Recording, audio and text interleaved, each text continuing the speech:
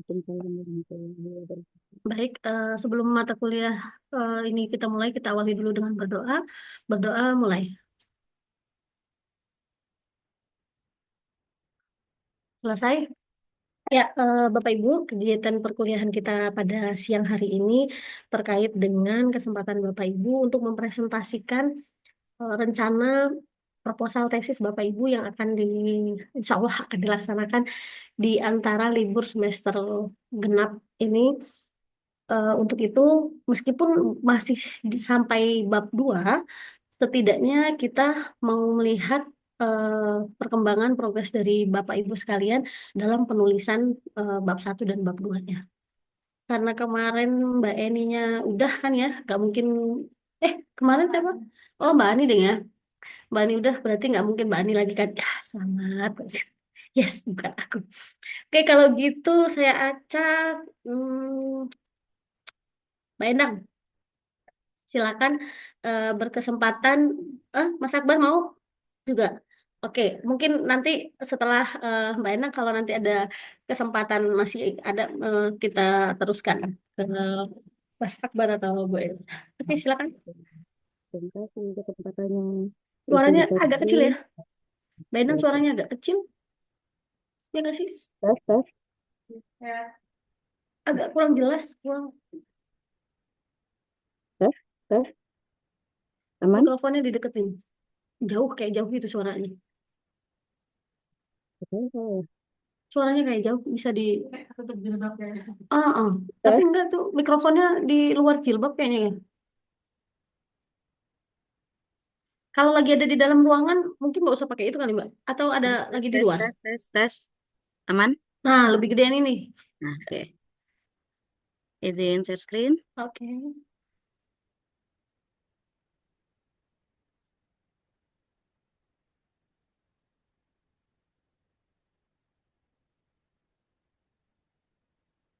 Apakah sudah tampil? Tampil tapi agak di ini kali ya, slideshow. Oke.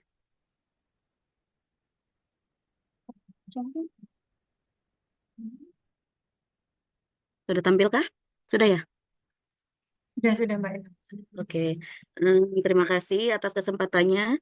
Izin memaparkan terkait proposal saya yang berjudul Pengembangan E-Modul Model Project Based Learning atau PJBL terintegrasi pendekatan deep learning untuk meningkatkan kemampuan pemecahan masalah. Jadi E-Modul ini mengintegrasikan PJBL dengan pendekatan deep learning yang merupakan inovasi dalam pendidikan untuk pendidikan dasar. Jadi tujuannya untuk meningkatkan kemampuan pemecahan masalah dan literasi sains siswa di sekolah dasar khususnya materi sistem pernapasan manusia. Berdasarkan hasil survei PISA, kemampuan siswa di Indonesia dalam memecahkan masalah itu dan memahami sains masih di bawah rata-rata internasional. Jadi transformasi digital dalam pendidikan itu menawarkan potensi besar untuk mengatasi tantangan melalui pendekatan pembelajaran yang lebih interaktif dan berbasis teknologi. Jadi, dalam penelitian ini nanti menggunakan model pengembangan 4D. Kemudian latar belakang masalahnya, yang pertama itu rendahnya kemampuan pemecahan masalah. Dari hasil survei PISA itu menunjukkan bahwa kemampuan siswa dalam memecahkan masalah itu masih di bawah rata-rata internasional. Jadi menandakan perlu adanya pendekatan pembelajaran yang lebih efektif. Kemudian yang kedua itu kesenjangan teori dan praktik. Jadi di sini siswa itu kesulitan untuk mengaitkan teori yang telah dipelajari di kelas dengan situasi yang nyata. Jadi itu mengakibatkan rendahnya motivasi belajar. Kemudian itu pembelajarannya monoton. Jadi penerapan model pembelajaran yang tradisional seperti ceramah dan penugasan itu mengakibatkan pembelajarannya itu menjadi monoton meskipun sekolah sudah menggunakan pembelajaran yang terintegrasi. Kemudian adanya kebutuhan inovasi. Jadi perlunya pengembangan e-modul yang mengintegrasikan PJBL dan deep learning untuk menciptakan pengalaman belajar yang lebih bermakna dan kontekstual. Kemudian yang pemecahan masalah. Pemecahan masalah ada kemampuan untuk mengidentifikasi, menganalisis, dan menemukan solusi terhadap masalah yang dihadapi dalam konteks pendidikan. Jadi kemampuan ini mencakup proses berpikir kritis dan analitis yang diperlukan untuk mengatasi tantangan yang kompleks. Kemudian pembelajaran IPA itu harus memacu murid untuk menjadi pemikir yang kritis sehingga mampu memecahkan masalah yang nantinya akan mereka terapkan pada kehidupan nyata. Jadi kemampuan ini tidak hanya penting dalam konteks akademik, tetapi juga mempersiapkan siswa untuk menghadapi dunia kerja. Jadi tahapan pemecahan masalahnya itu apa kemampuan pemecahan masalahnya itu ada eh, berpikir kritis, jadi menganalisis masalahnya itu secara mendalam, kemudian mengidentifikasi masalahnya, jadi mengenal dari inti permasalahannya, kemudian strateginya nanti dalam menyelesaikannya itu seperti apa. Jadi mereka itu akan merumuskan langkah-langkahnya untuk menyelesaikan permasalahannya. Kemudian ada evaluasi dari solusi untuk menilai efektivitas penyelesaiannya. Kemudian PJBL. PJBL adalah pendekatan pembelajaran yang menempatkan siswa pada posisi aktif dan proses belajar melalui proyek yang nyata dan relevan. Jadi model ini melibatkan suatu proyek dalam proses pembelajarannya dengan tujuan meningkatkan kemampuan murid dalam memecahkan masalah, sehingga mereka memperoleh pengetahuan baru dan membuat peserta didik itu lebih aktif. Kemudian keunggulan dari PJBL itu untuk mendorong siswa lebih aktif, kemudian mereka terlibat langsung dalam proses belajarnya, sehingga meningkatkan motivasi belajar. Jadi PJBL ini menyediakan ruang bagi siswa untuk berkolaborasi, berbagi ide, dan mengeksplorasi solusi terhadap masalah yang dihadapi. Jadi PJBL ini nanti mereka menentukan pertanyaan mendasar, jadi mengidentifikasi masalah apa sih yang nyata, yang relevan. Kemudian nanti mereka merencanakan proyeknya dengan merancang langkah-langkah penyelesaiannya. Kemudian melaksanakan proyeknya pun secara kolaboratif. Kemudian nanti mereka presentasi, dengan presentasi mereka mengkomunikasikan hasil temuan dan solusi-solusi.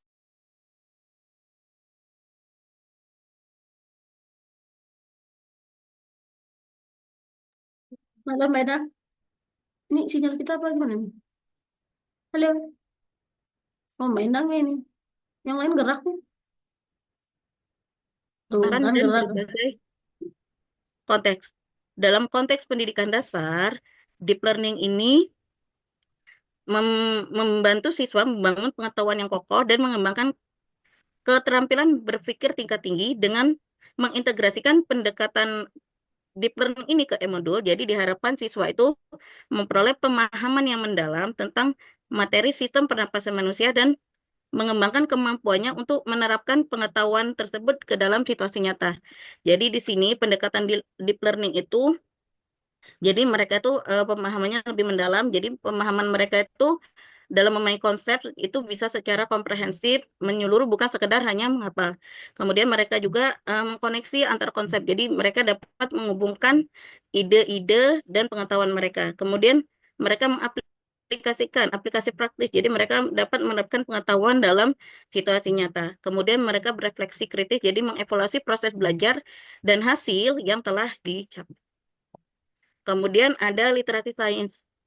Literasi sains itu adalah kemampuan untuk memahami dan menerapkan konsep ilmiah dalam kehidupan sehari-hari. Ini mencakup pemahaman tentang proses ilmiah, kemampuan untuk menginterpretasi data dan bukti ilmiah, kemudian untuk membuat keputusan berdasarkan informasi ilmiah. Dalam konteks pendidikan dasar, literasi sains itu membantu siswa mengembangkan pemahaman yang lebih baik tentang dunia di sekitar mereka. Jadi mereka dipersiapkan untuk menjadi warga negara yang terinformasi dengan mengintegrasikan literasi sains ke dalam modul. Jadi mereka diharapkan mengembangkan keterampilan yang diperlukan untuk memahami dan mengevaluasi informasi ilmiah dalam kehidupan sehari-hari.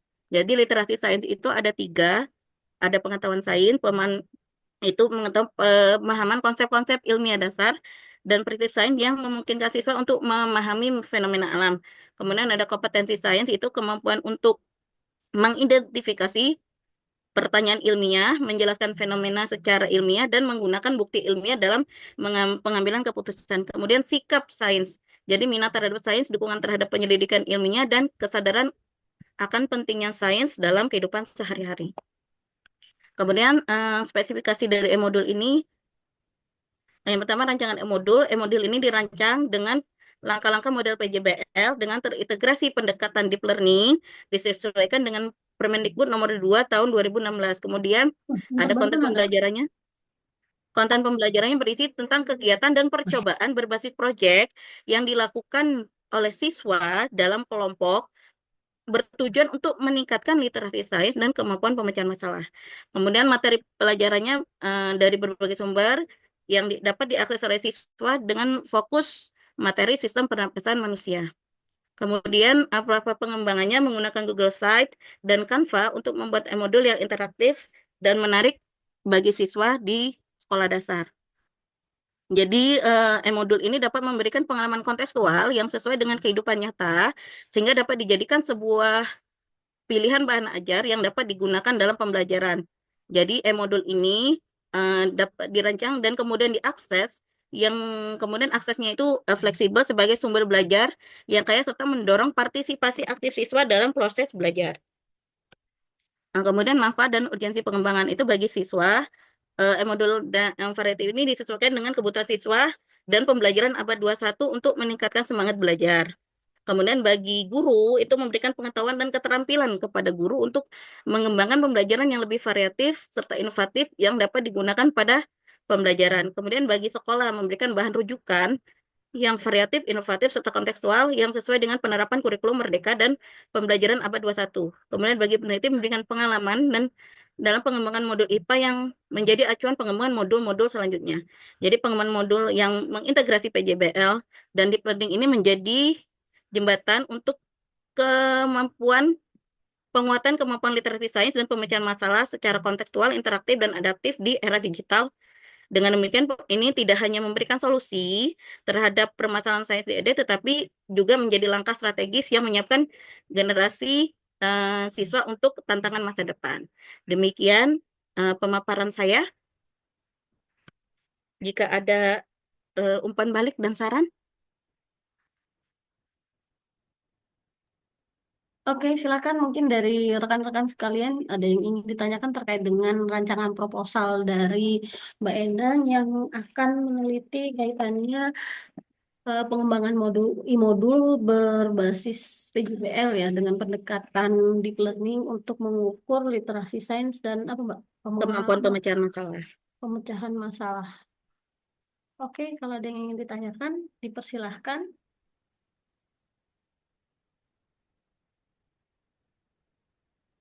Kalau ingin memberikan saran, boleh.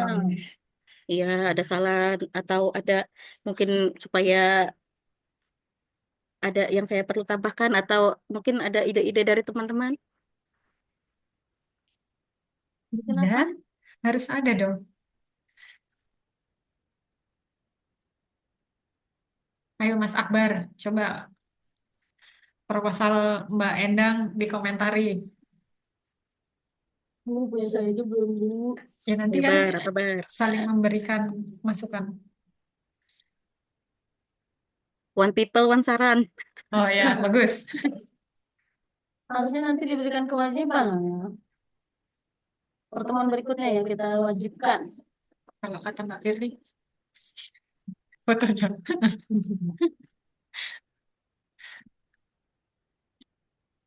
Ya, ayo. Yang lagi jalan-jalan di Jogja. Mm-mm. Mbak Fitri. Nggak ada ini, Mbak Ani atau Mbak Eni. Halo, Assalamualaikum. Waalaikumsalam. Saya boleh bertanya, Bu? Boleh. Monggo. Eh, em, ini saya ingin bertanya. Tadi kalau nggak salah punya Mbak Endang, modul yang integrasinya itu PBL ya, PJBL. PJBL. Nah, kalau bedanya dengan modul yang lainnya apa, Mbak Endang? Itu nanti modulnya dicetakkan hanya berbasis PBL. Nah, beda dengan modul yang lainnya, kira-kira hanya Mbak Endang. Oke, langsung tak jawab ya. Modul aku Ya. nanti itu nggak dicetakkan nih. Jadi nanti saat proses pembelajaran, aku pakai Chromebook. Jadi itu tuh nanti nggak dicetak. Jadi mereka itu mengakses pakai Chromebook. Jadi kan di sekolah itu dapat bantuan Chromebook. Jadi nanti mereka mengakses Google Site-nya. Jadi saat pembelajaran itu mereka tidak menggunakan modul cetak lagi. Jadi sudah, modul cetak lagi. Jadi sudah e-modul. Jadi nanti aku masukin di Canva, kemudian aku klip modulnya. Jadi nanti masukin kata dulu. Kan e-modul, berarti elektronik modul. Oh gitu. Ya, ya. Ya, makasih Mbak Endang. Oke. Ya, ternyata nggak dicetak ya, Mbak Ani ya. Dia memanfaatkan Chromebook, tapi harus dipastikan juga bahwa Chromebooknya itu bisa dipakai satu. Kemudian siswa juga familiar sudah menggunakan itu. Kemudian kalau ini sifatnya mixed method kan karena harus mengembangkan dulu e-modulnya dan pemilihan sampel penelitiannya harus terwakilkan gitu. Dari bagian bab satunya tadi kan ngangkatnya permasalahannya terkait dengan rendahnya kemampuan pemecahan masalah itu diambil dari apa data PISA ya. Kalau data lokal sendiri Mbak Endang udah ada belum? Ada, Bu. Mm-mm. Nah, kalau misalkan ada kan itu sebagai dasar apa ya penelitian pendahuluan ya berarti ya Iya. gitu. Mm. Nah itu harusnya ditampilkan di bagian latar belakangnya. Jadi eh, kondisi idealnya itu seperti apa harusnya siswa menguasai kemampuan pemecahan masalah, kemudian menguasai karena dia bisa apa bisa mengkaitkan konsep-konsep yang sudah dipelajari dengan kondisi yang ada di sekitarnya. Itu kan kondisi idealnya. Nah, itu tadi itu belum belum terlihat sehingga apa ada permasalahan apa? Karena kan permasalahan itu gap antara fakta yang terjadi itu diperoleh dari mana? Dari hasil observasi, kemudian dari data sekunder yang diperoleh dari PISA itu kan.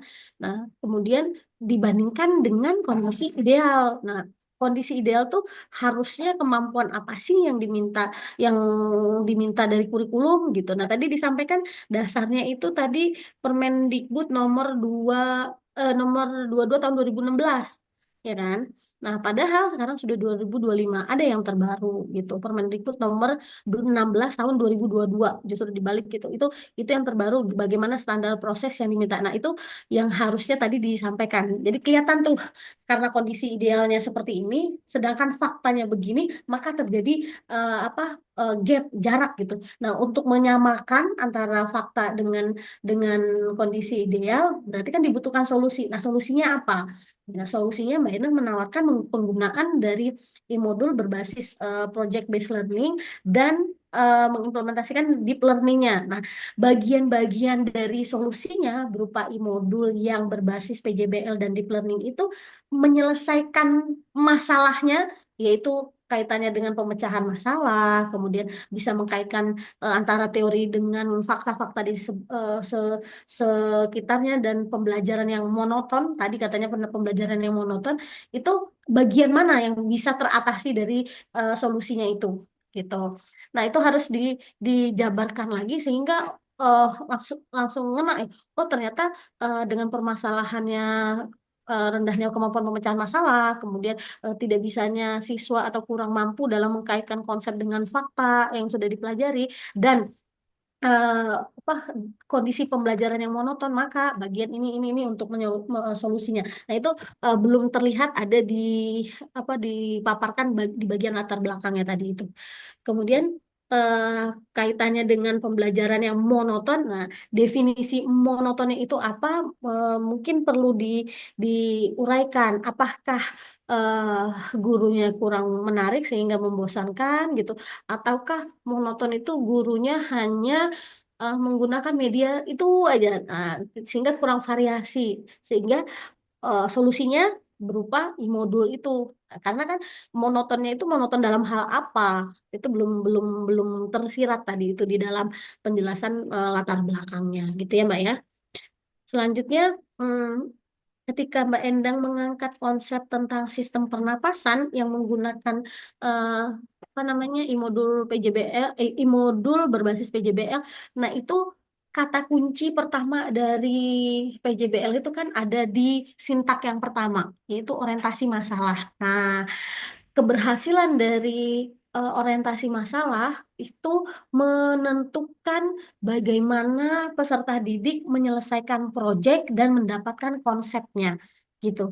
Sehingga untuk materi sistem pernapasan dengan modul yang Mbak Endang rancang itu peserta didik tuh bisa mendapatkan konsep-konsep tentang sistem pernafasan melalui mereka mengerjakan proyek. Nah, proyek itu berupa apa? Proyeknya itu dia untuk menyelesaikan masalah. Masalahnya yang mana? Nah, masalahnya itu di-share atau diberikan pada saat sintaks pertama itu, yaitu orientasi masalah. Nah, itu harus dapat sehingga dia menentukan, oh nanti saya harus proyeknya bikin ini. Nah, untuk bikin proyek tersebut, mereka membutuhkan apa? Panduan. Panduannya berupa apa? Modul. Nah, modulnya itulah yang harus mengarahkan mereka menghasilkan suatu, apa ya, katakanlah produknya itu. Nah, melalui pengerjaan produk itulah mereka belajar tentang konsep-konsep sistem pernapasan. Apakah itu apa namanya, organ-organ sistem pernapasan, kemudian bagaimana proses sistem pernapasan terjadi gitu. Kemudian kenapa sih harus membersihkan apa namanya, hidung pada saat kita berwudu, itu ada alasannya enggak gitu. Itu kan karena tadi kan permasalahan yang diangkat adalah peserta didik sulit mengkaitkan antara teori dengan fakta gitu dan antar konsep gitu kan, ada tuh tadi literasi sainsnya yang bagian yang kedua ya. Ya, ya. Eh, ya kan mengkonsep tentang konsepnya itu kan harusnya kan sistem pernapasan itu karena udara disaring melalui yang pertama dihangatkan udara itu dihangatkan dulu di bagian rongga hidung. Kenapa ada bulu-bulu? Nah, di situ disaring udara karena yang dibutuhkan adalah oksigen. Jadi udara itu nggak semuanya oksigen tetapi terdiri dari partikel-partikel dan lainnya sehingga perlu disaring melalui bulu-bulu hidung. Nah, bulu-bulu hidung itu menyaring, ketika ada yang saring berarti ada kotoran. Nah, kotoran itu harus dibersihkan. Nah, jadi ketika kita berwudu kalau bisa wudhunya itu airnya itu dihirup kemudian dihembuskan lagi supaya kotorannya itu keluar gitu. Satu. Kemudian dua, jangan sampai apa sih orang kan suka tuh digunting gitu ya bulu hidungnya. Nah, itu kan justru mengurangi apa ya, kemampuan dari rongga hidung untuk menyaring kan. Nah, itu nanti kaitan konsepnya ke sana tuh harus didapatkan oleh peserta didik. Cuman pertanyaannya, ketika peserta didiknya itu anak SD, nyampe nggak ya ke sana gitu? Berarti kan dibuat pertanyaan yang sederhana tetapi membawa ke arah konsep maka tadi saya bilang kata kunci keberhasilan dari PJBL itu ada di sintak yang pertama, mengorientasikan ke peserta didik. Kalau anak SD kelas 5 6 kelas berapa Mbak nanti mau di ininya diterapkannya? Kelas 5, Bu. Kelas 5. Berarti sekarang mereka kelas 4 ya. Ya. Kelas 5 ya berarti mungkin sudah mulai bisa ya, tapi em, mulai di coaching dari sekarang mereka untuk terbiasa membaca, membaca, membaca. Kalau enggak nanti kesulitan di Mbak Endangnya untuk dapat datanya sih kalau menurut saya. Karena gimana pun anak SD itu masih di tahap yang konkret ya. Maksudnya kalaupun abstrak, abstraknya pun masih yang sederhana gitu. Tapi kalau bisa yang konkret kelihatan mata. Nah, jadi membawakan sesuatu apalagi penjelasan tentang sistem pernafasan itu yang benar-benar real yang mereka rasakan gitu. Nah, kemudian mungkin bisa juga ditanyakan, kalian pernah nggak mencoba misal di depan itu kalian taruh kaca, terus kalian abapin, apa sih bahasa Indonesia abapin itu apa sih? Bahasa Indonesia abapin apa? Ah ya, enggak, apa abapin itu apa bahasa Indonesianya? Ya tahu lah ya maksud saya gitu kan, hah gitu kan, kenapa kok yang tadinya bersih tuh kemudian kayak berembun gitu, terus kadang-kadang suka ditulisin hurufnya gitu kan. Nah, itu kenapa Kak, kalau dikaitkan dengan sistem pernapasan kira-kira apa gitu kan. Jadi kan setelah bernapas keluar adanya kandungan airnya ya, H2O uapnya. Nah, itu eh, kita mencoba menghantarkan dia untuk mendapatkan konsep itu melalui panduan yang kita buat di mana, di dalam modulnya gitu. Bisa dipahami ya? Oke. Proyeknya kira-kira mau proyek apa nih Mbak Endang? Anak-anaknya diminta untuk membuat apa? Membuat apa?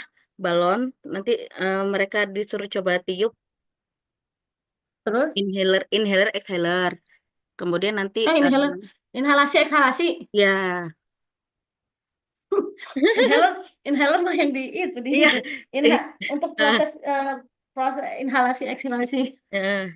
Terus Jadi mereka nanti buat project itu, terus nanti apa ditaruhkan kayak ada papan bentuk apa namanya bentuk manusia gitu, baru bayangannya seperti itu nanti. tapi panduan untuk membuatnya itu biarin mereka ya. Maksudnya Iya, panduannya itu kan nanti dari e-modul itu, Bu. Kemudian nanti disediakan balon sama sedotan. Jadi mereka coba nanti mereka mengikuti apa yang ada di e-modul itu. saya izin ke toilet sebentar ya.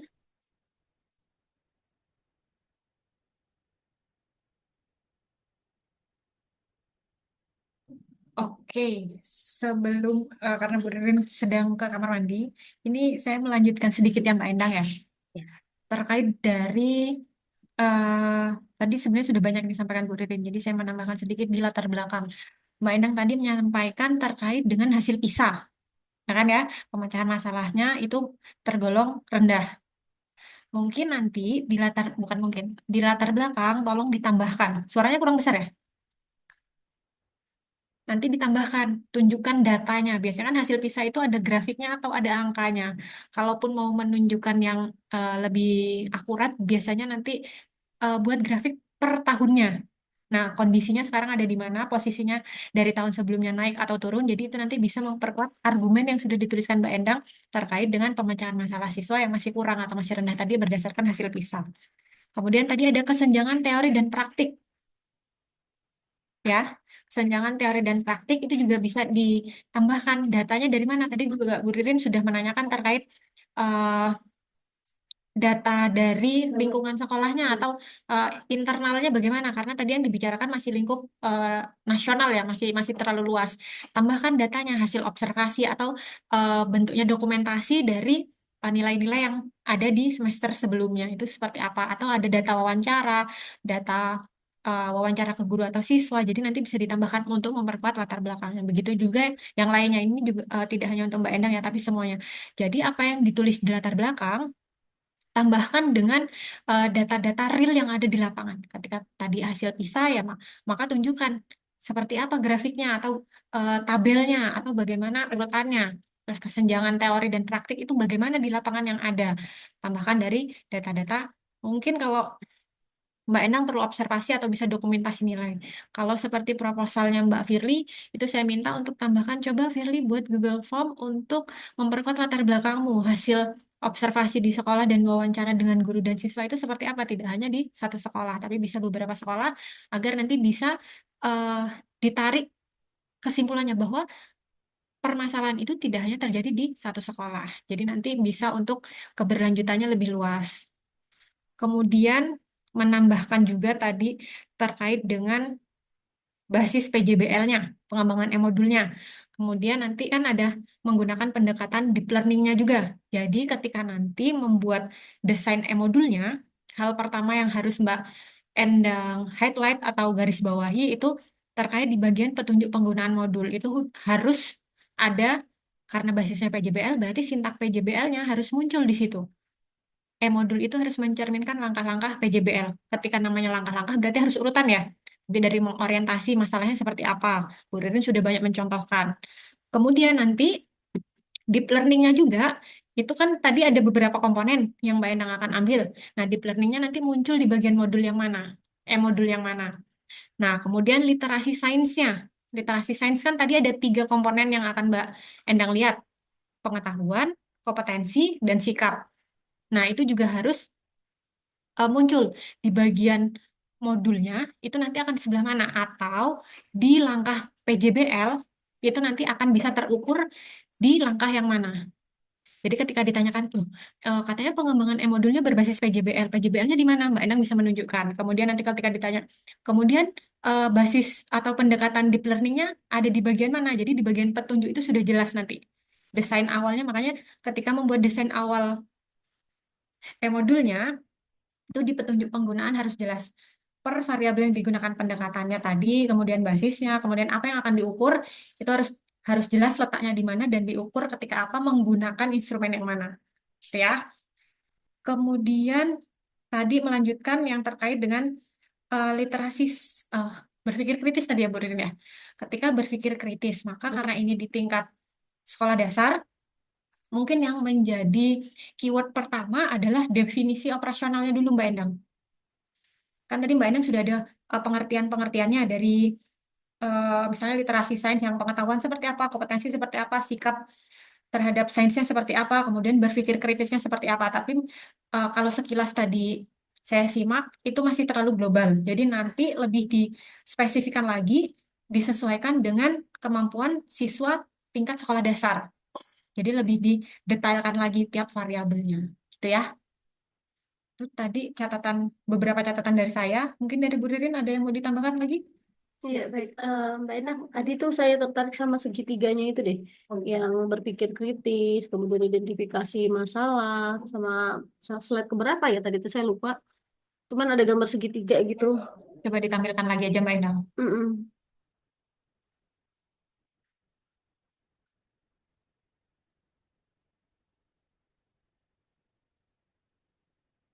Nah, iya itu. Slide yang ketiga ya. Bisa di slideshow?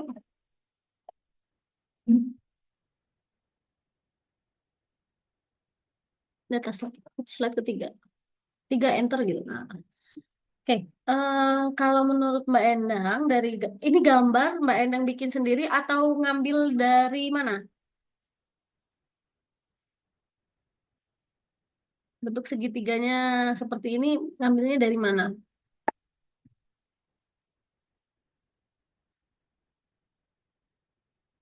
Nah, kok guyu ditakoni? Iya, Bu. Bikin sendiri atau ngambil dari mana?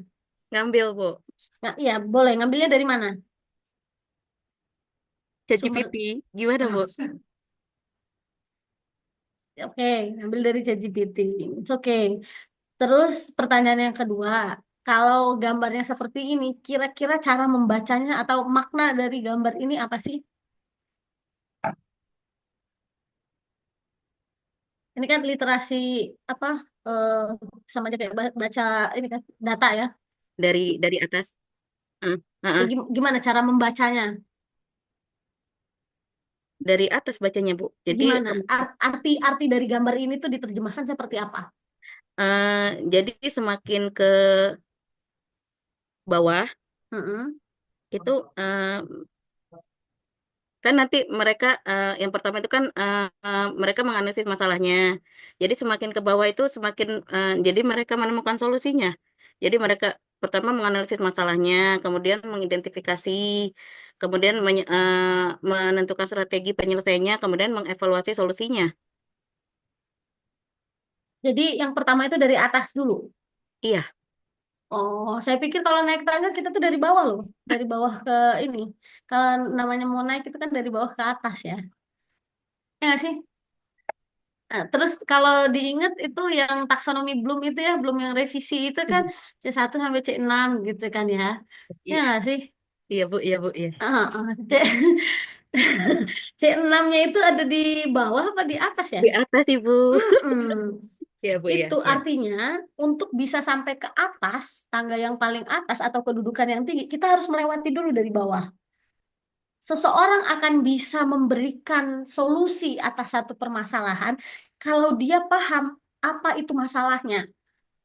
Atau dia yang pertama sadar deh, oh iya ada masalah. Apa masalahnya? Masuk identifikasi masalah, tahu masalahnya apa. Terus udah tahu masalahnya apa, kira-kira gimana ya menyelesaikan. Oh saya pertama harus ini deh, nanya dulu sama orang yang tahu. Atau saya harus baca buku dulu. Atau saya butuh apa namanya sharing dulu sama orang. Nanti dari dia baca, dari dia sharing, dari dia nanya sama orang, ketemu tuh solusinya. Maka tangga urutannya tuh gitu, semakin tinggi ketika dia udah di atas itu, dia harus melewati bagian yang bawah dulu, nggak bisa langsung loncat. Selain itu, maknanya kemampuan yang paling tinggi itu harus memenuhi dulu kemampuan yang di bawahnya. Nggak ujuk-ujuk dia ngasih solusi, orang dia nggak tahu apa masalahnya apa kok gitu. Ini sama seperti yang saya sampaikan hari Sabtu kemarin ya. orang matematika dan orang orang fisika itu bersyukur bisa atau sudah terlatih mereka untuk prosedur ini. Kenapa? Ya mulai dari biasa nulis, diketahui apa aja tuh yang diketahui untuk bisa menyelesaikan suatu permasalahan harus tahu dulu tuh poin-poinnya apa tuh yang sudah diketahui. Kemudian diketahui, ditanya apa permasalahannya, baru dia bisa menjawab. Mulai dari mana menjawabnya? Diurutin dulu kah? Nah, artinya langkah-langkah yang seperti itu yang sebenarnya terimplementasi di dalam kemampuan pemecahan masalah. Dia sadar dulu. Jadi harus berangkat dari bawah dulu. Dia nganalisis dulu, oh ternyata ada masalah. Masalahnya tuh ini loh. Nah, identifikasi masalahnya itu. Udah gitu baru dia bisa bagaimana apa sih yang pertama kali harus saya lakukan. Nah, makanya tadi yang saya bilang kunci dari apa namanya keberhasilan pembelajaran berbasis masalah PJBL yang merupakan bagian dari berbasis masalah itu adalah yang pertama orientasinya, orientasi permasalahan kepada peserta didik. Kalau misalkan tadi itu yang Mbak Endang sampaikan sekilas saya dengar tadi sebelum kita lihat itu peserta didik diminta untuk membuat apa namanya alat peraga gitu ya kayak paru-paru gitu kan ya dari balon dua gitu. Kalau misalkan balik lagi nih, tujuan dari materi itu apa ya? Tujuan pembelajarannya? Tujuan pembelajarannya apa? Anak-anak itu eh, bisa bisa mengetahui ini dulu apa organ-organ sistem pernapasan. Kemudian mereka tahu proses menghirup udara sama mengembuskan. Hmm. Itu berarti indikator-indikatornya ya, indikator Ya, indikator pembelajaran sistem pernapasan dikatakan berhasil kalau satu peserta didiknya mampu mengenali organ-organ dari sistem pernapasan gitu kan. Yang kedua, mereka bisa membedakan proses inhalasi dan ekshalasi gitu. Yang ketiga, adanya gangguan dari sistem pernapasan. pernapasan. Nah, mengenali konsep dari gangguan sistem pernapasan itu berarti kan tidak jauh sebenarnya penanaman konsep juga ke peserta didik nantinya itu tentang akibat atau bahaya dari merokok. Menurut saya, kalau misalkan awal itu orientasi masalahnya dimulai dari eh, gangguan rokok itu, gangguan saluran pernapasan akibat rokok, menurut saya itu lebih kontekstual gitu. Karena kan tadi permasalahannya adalah mengkaitkan antara apa teori dengan kejadian yang ada di sekitarnya gitu ya, fakta itu eh, hal yang apa namanya menurut saya sih bagus banget untuk dijadikan sebagai trigger untuk PJBL ini. Entah itu mulai dengan gambar kotak rokok ini apa? Rokok pasti tahu semua deh siswa. Karena bapaknya juga ngomong atau mereka kadang-kadang juga menggunakan itu. Terus dicoba ditunjukkan di bagian kotak apa rokok itu kan ada tuh peringatan pemerintah gitu. Nah itu coba dia nih ke mereka. Ini kalau ada larangan gini, boleh nggak sih sebenarnya kita ngerokok? Nggak boleh. Kenapa nggak boleh? Ya bisa ngerusak sistem pernapasan. Nah, untuk kenapa bisa? Ya karena bisa ngerusak Bu. Emang rusaknya di paru-paru.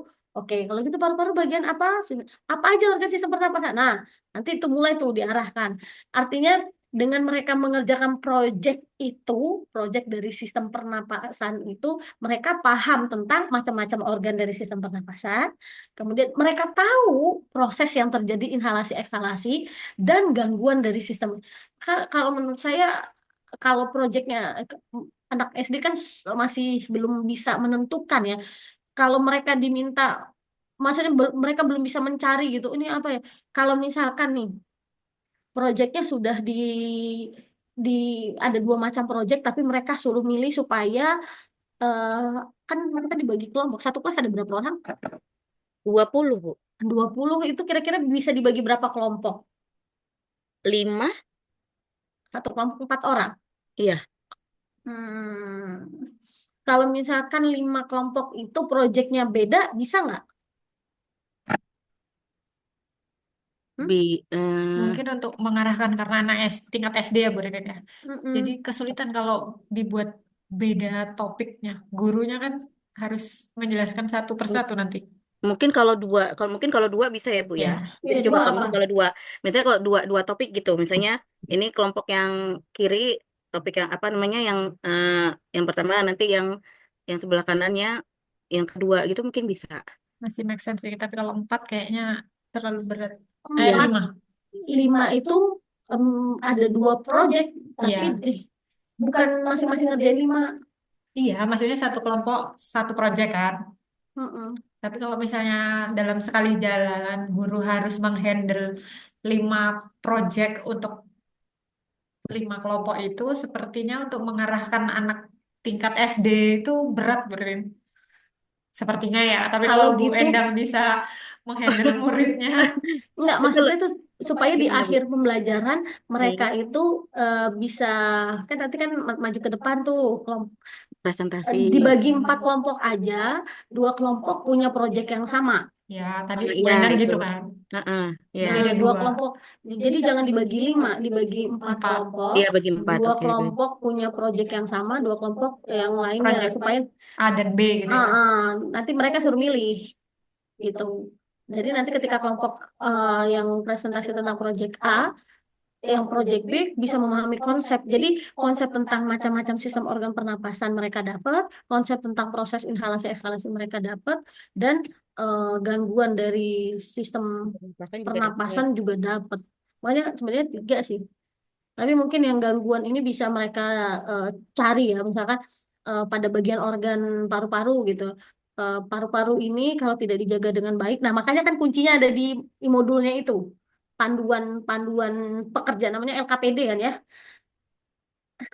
LKPD itu modul. Modul nanti di dalamnya ada LKPD-nya juga Bu. Nah, iya. Atau yang satu topik nanti sebagai tugas rumah gitu mungkin ya. Tinggal Iya. presentasi. Heeh. Mungkin gitu. Ya nanti mekanismenya Mbak Endang bisa Ya. difikirkan lagi. Cuman kalau bisa itu tadi semua materi bisa dilakukan dan disampaikan oleh siswanya. Iya. Gitu ya Bu Ririn. Iya, dan sampelnya ya. Emang bisa satu sekolah? Kalau bisa sampelnya, oh jadi gini, tadi karena Mbak Endang, sorry Bu, aku mute dulu, mantul. Eh, karena Mbak Endang tadi akan menggunakan Chromebook, ya kan? Ya. Jadi sampel pun tidak hanya di satu sekolah kan ini nanti, jadi ada beberapa sekolah. Jadi coba sambil diamati, misalnya di SD-nya SD negeri, di negeri itu ada berapa di kabupatennya Mbak Endang. Kemudian kira-kira yang mendapatkan bantuan Chromebook itu di sekolah mana saja. Kemudian apakah Chromebook itu biasa digunakan oleh siswa itu kan juga perlu apa ya, perlu dicari tahu dulu karena itu nanti bisa menjadi salah satu kendala. Ternyata Mbak Endang yang ready hanya di sekolah Mbak Endang gitu. Kemudian sekolah lainnya seperti apa? Apakah bisa e-modul ini juga diterapkan?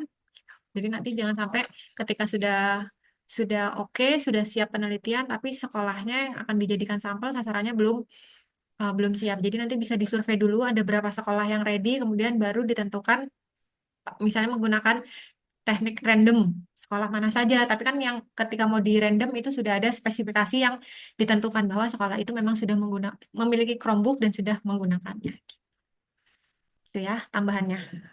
Sama Oke. terkait dengan literatur tadi, catatan saya sebenarnya sudah ada, tapi tadi lupa menyampaikan bahwa semua yang Mbak Endang atau teman-teman Bapak dan Ibu tuliskan terkait dengan definisi operasional, kemudian misalnya pengertian atau tadi ada langkah-langkah, PJBL pun banyak menurut beberapa ahli. Jadi nanti literaturnya itu harus tetap dicantumkan seperti tadi misalnya eh apa tadi grafik ya?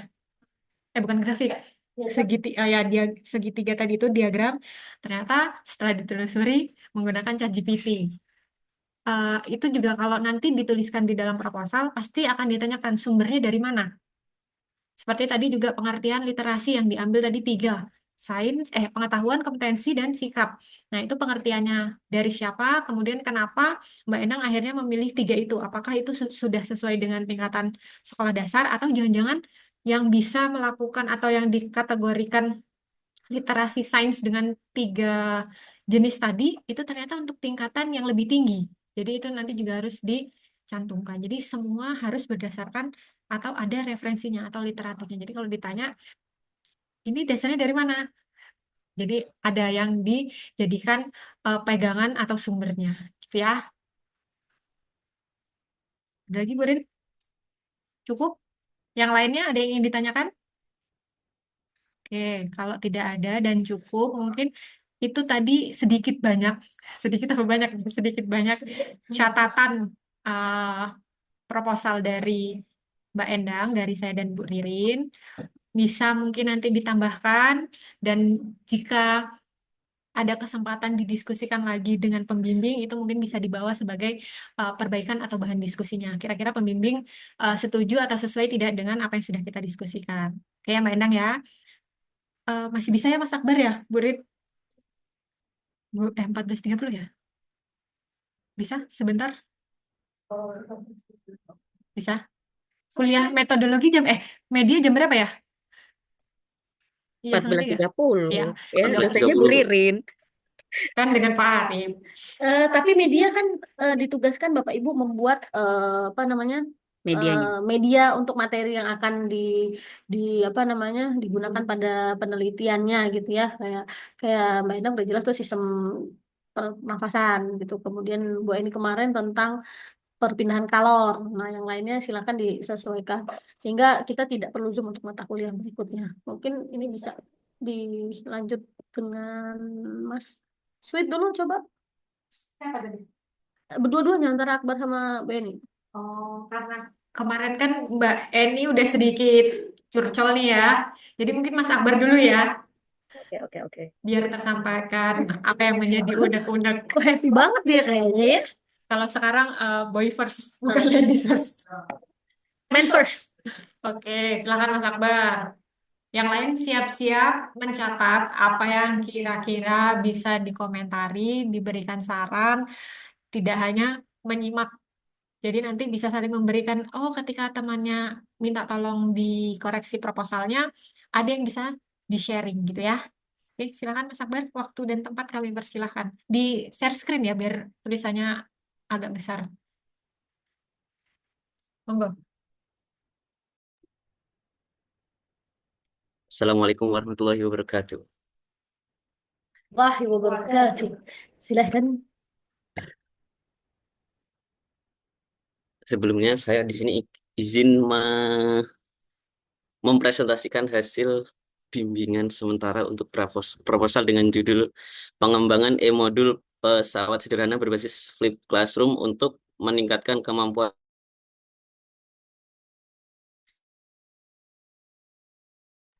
Giliran presentasi nge-freeze dia. Mas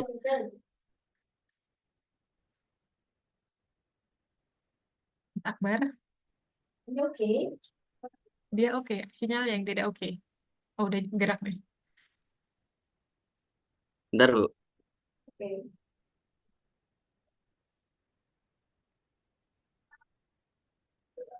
Eh?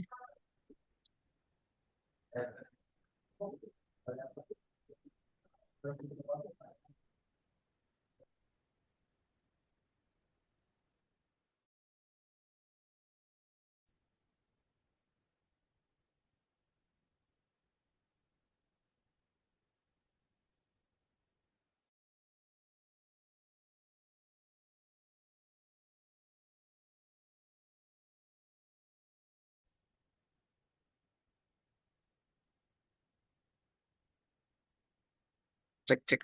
Bentar.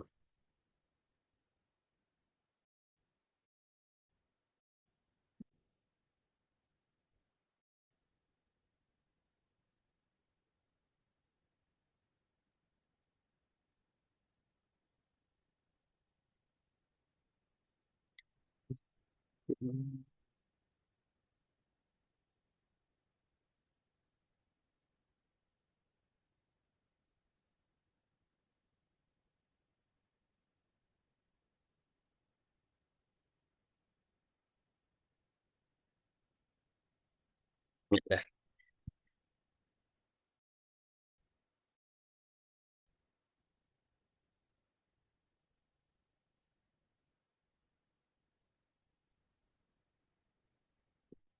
yang untuk bab 1 pendahuluan latar belakangnya penelitian ini menggunakan e-modul sebagai sarana untuk menyajikan materi dalam bentuk multimedia yang dapat memuat animasi, gambar, video, dan virtual lab. Kemudian, e-modul berbasis flip classroom memungkinkan peserta didik belajar mandiri di rumah, dan saat di kelas mereka dapat berdiskusi, melakukan eksperimen kelompok, serta mengembangkan komunikasi dan kolaborasi secara langsung. Dengan kombinasi ini, peserta didik tidak hanya memahami konsep fisika, tetapi juga terlatih bekerja sama dan menyampaikan ide secara efektif.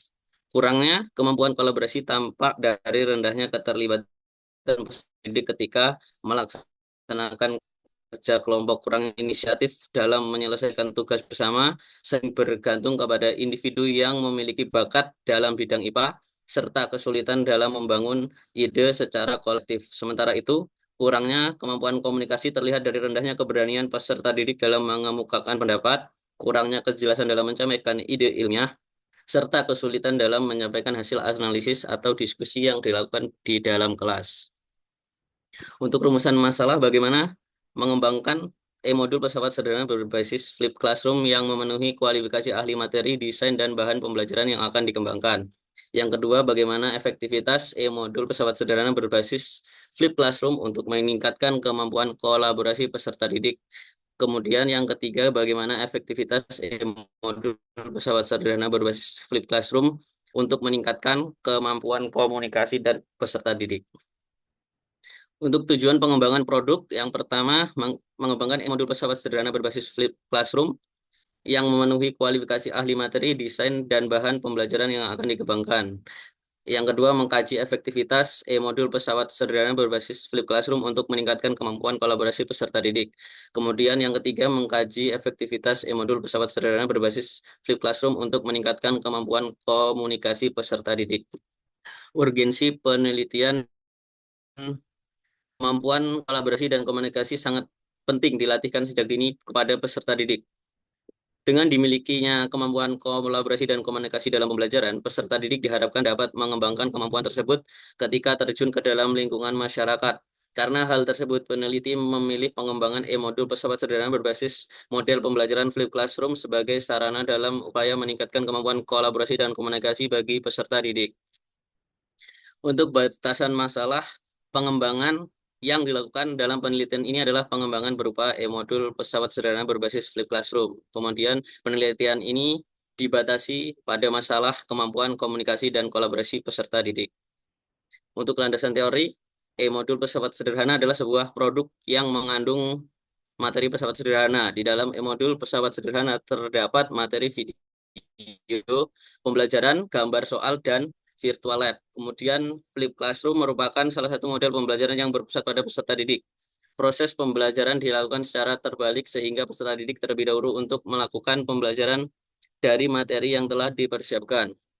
Kemampuan komunikasi secara umum dapat diartikan sebagai sebuah penyampaian pesan dari pengirim kepada penerima pesan dengan tujuan untuk mengonfirmasikan pandangan perilaku baik secara langsung maupun tidak langsung melalui media. Kemudian yang terakhir, kemampuan kolaborasi adalah kemampuan berpartisipasi dalam setiap kegiatan untuk membina hubungan dengan orang lain, saling menghargai hubungan dan kerja tim untuk mencapai tujuan yang sama.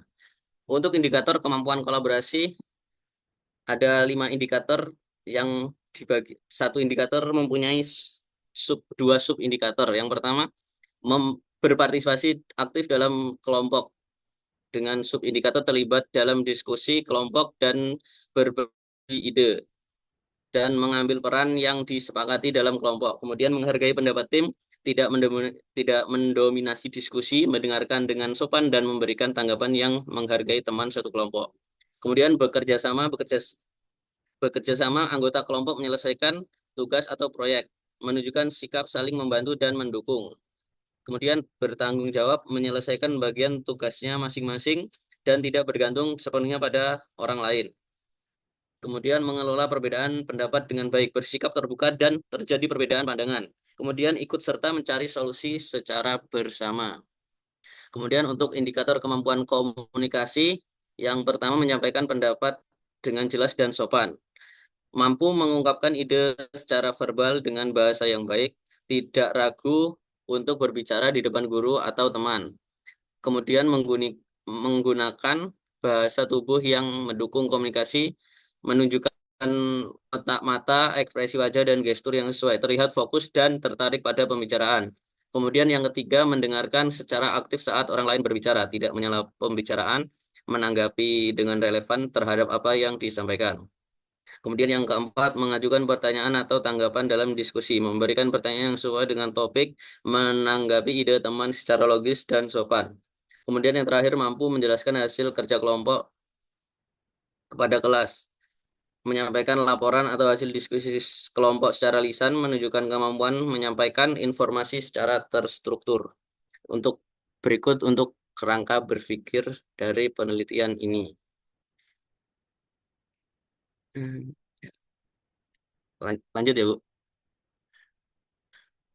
Tunggu, tunggu. Jangan dilanjut dulu. Ini justru yang harus dijelaskan. Kan kalau tadi kami bisa Oh, baca yang ini, kan ini kerangka berpikirnya Mas Akbar, ceritakan bagaimana eh, kerangka berpikir Mas Akbar di calon penelitiannya ini, calon tes proposalnya.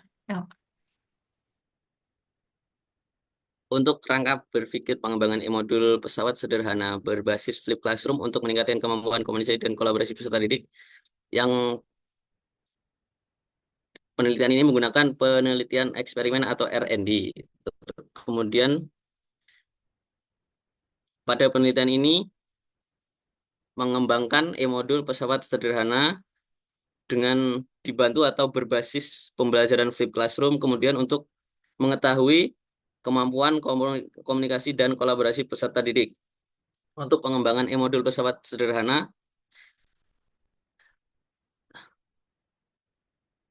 itu berupa format digital interaktif, teori, teori dan eksperimen, kemudian evaluasi otomatis itu berupa soal gitu.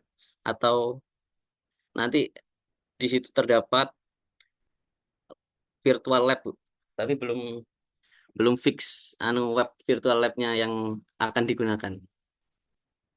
Kemudian untuk desain pembelajaran flip classroom nanti sebelum dilakukannya penelitian, sebelum dilakukannya pembelajaran flip classroom, peserta didik diberikan video pembelajaran terlebih dahulu, kemudian diberikan tugas refleksi dan diskusi, kemudian dilanjutkan dengan diskusi kelompok.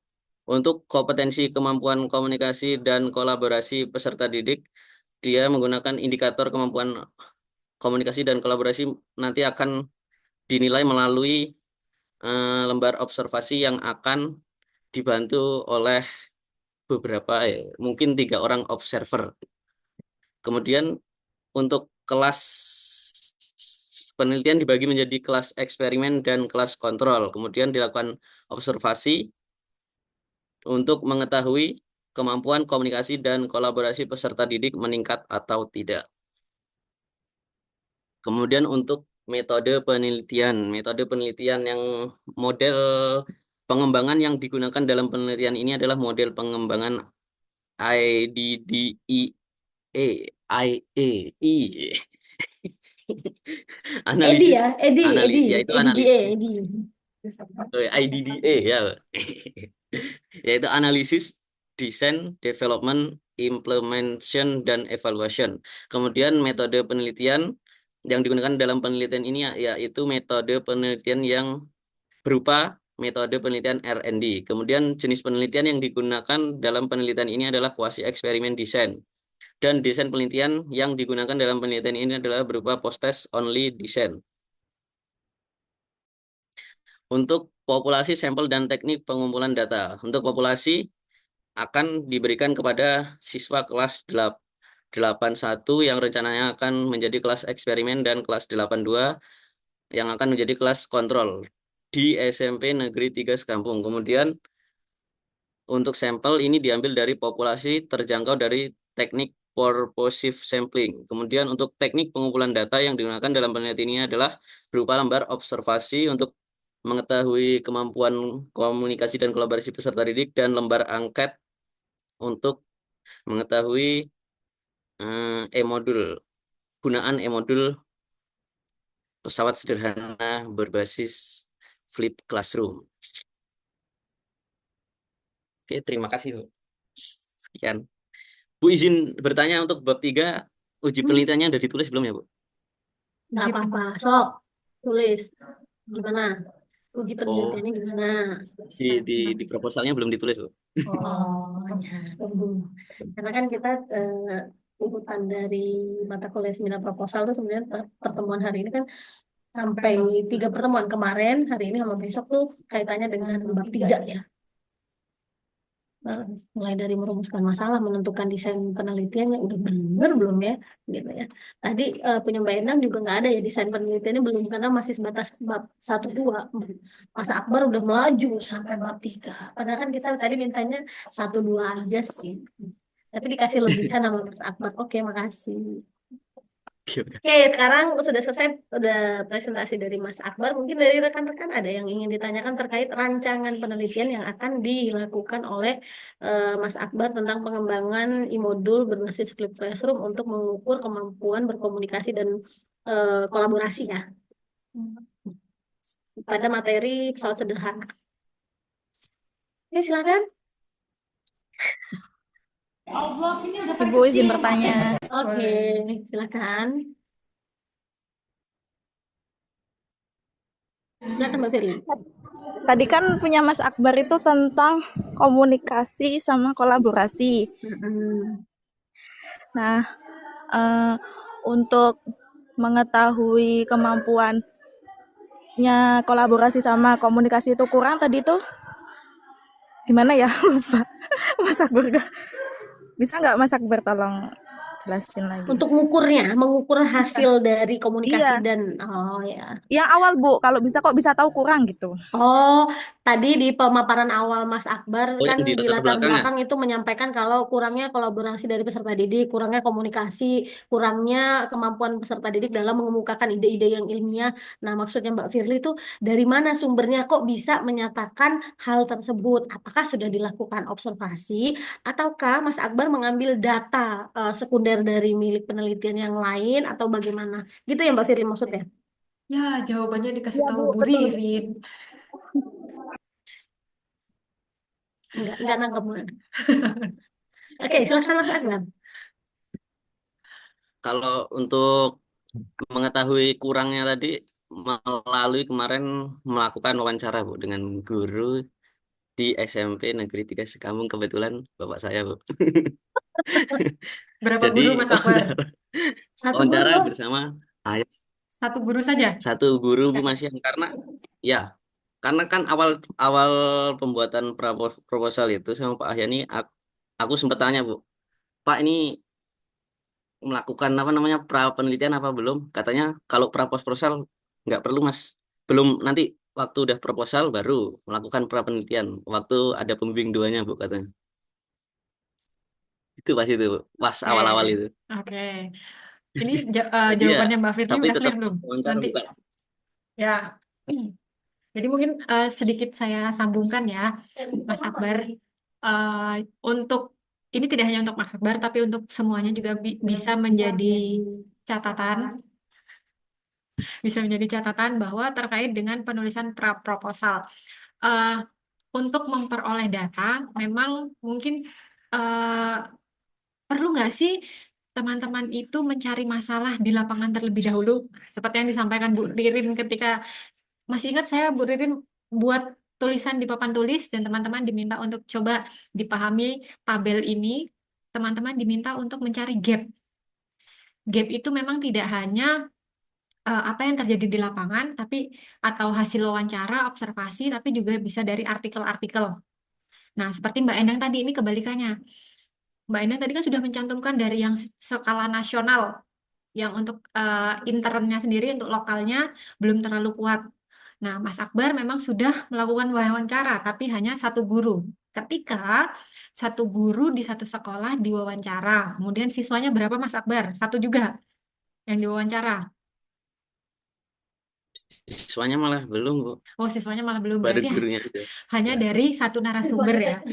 Apakah, apakah ini menurut Mas Akbar ketika saya tanyakan apakah ketika Mas Akbar mencari sumber informasi dari satu orang guru itu sudah bisa dinyatakan bahwa mewakili seluruh sampel yang ada di sekolah? belum. Belum. Kalau Nah, itu menurut kan saya. Mas Akbar juga belum ya. Jadi, mungkin dari tadi pertanyaan Mbak Firly bisa ditambahkan beberapa guru terkait karena ini mau bertanya terkait dengan kemampuan kolaborasi dan komunikasi, walaupun Mas Akbar memang spesifikasinya terkait dengan pesawat sederhana nanti ya. Jadi Mas Akbar bisa tanyakan ke guru yang lain juga terkait dengan kemampuan kolaborasi dan komunikasi siswa itu di kelas bagaimana. Dan kalau bisa usahakan, kalau tadi ada memang dari pembimbing menyatakan bahwa tidak perlu mencari data, mungkin saya bukan tidak setuju ya, tapi lebih baik daripada Mas Akbar 2 kali kerja nanti, bisa kan menggunakan Google Form, atau Mas Akbar kan juga sudah mengajar, ada guru-guru. Nah, guru-guru di sekolah Ya. Mas Akbar juga bisa dijadikan sebagai narasumber untuk pembanding apakah memang benar kemampuan kolaborasi dan komunikasi siswa, terutama untuk mata pelajaran IPA itu kurang. Tadi seperti yang dijelaskan, bahwa kemampuan komunikasinya mereka juga kalau di IPA masih kurang, karena kalau diskusi itu mereka jarang ada yang memberikan pertanyaan atau menjawab. Datanya dari mana gitu. Oh, hasil wawancara dari beberapa sekolah. Tidak hanya dari satu guru. Begitu juga. Nanti kan ketika teman-teman melakukan penelitian juga tidak mungkin hanya menggunakan satu sampel kemudian ditarik kesimpulan mewakili dari populasi yang ada di sekolahnya tadi. Apakah satu sampel itu bisa mewakili populasi? Belum bisa kan? Misalnya populasinya 100. Cara menentukan sampel itu kan ada rumusnya, ya kan? Berapa persennya untuk mewakili, nanti hasilnya bisa ditarik kesimpulan mewakili dari populasi yang ada. Jadi kalau misalnya hanya 1 dari 100 itu berarti 0,01%. Apakah itu bisa? Jelas jawabannya tidak bisa mewakili sampelnya. eh Gitu, itu nanti jadi perlu ditambahkan lagi di latar belakang, walaupun saran dari pembimbing tidak perlu. Menurut saya mungkin dengan Bu Riri nanti akan sama pendapatnya bahwa Mas Akbar perlu menambahkan untuk memperkuat, selain dari hasil observasi di lapangan juga mungkin bisa ditambahkan dari penelitian-penelitian sebelumnya terkait dengan penelitian kolaborasi dan kemampuan kolaborasi dan kemampuan komunikasi peserta didik di tingkat SMP untuk materi pesawat sederhana, atau jika itu terlalu sempit nanti bisa di materi IPA-nya gitu ya. Kan kemarin sudah dicontohkan misalnya menggunakan connecting paper. Masukkan satu tema itu, kemudian nanti Mas Akbar bisa sintesis dari beberapa artikel, itu bisa memperkuat gitu ya. Itu satu. Mungkin nanti menjawab dari pertanyaan Mbak Firly ya. Terus saya lanjutkan boleh sekalian ya. Oke, yang pertama mau saya komentari tadi terkait dengan PowerPoint. Sebenarnya PowerPoint-nya sudah cantik.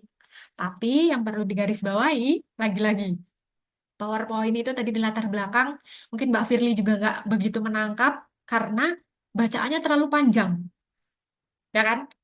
Nah, jadi kalau bisa, bukan kalau bisa, jadi dari sekarang harus dibiasakan bahwa PPT itu adalah poin-poin yang penting. Jadi dibuat semenarik mungkin. Nah, kemudian untuk presentasi, itu tidak hanya membacakan yang sudah tertulis di PPT. Kalau tadi Mas Akbar kan ada satu paragraf panjang, Mas Akbar baca. Sebenarnya tidak perlu dibacakan pun kami sudah bisa membaca. Jadi Mas Akbar tinggal jelaskan apa maksud dari paragraf itu, gitu kan ya.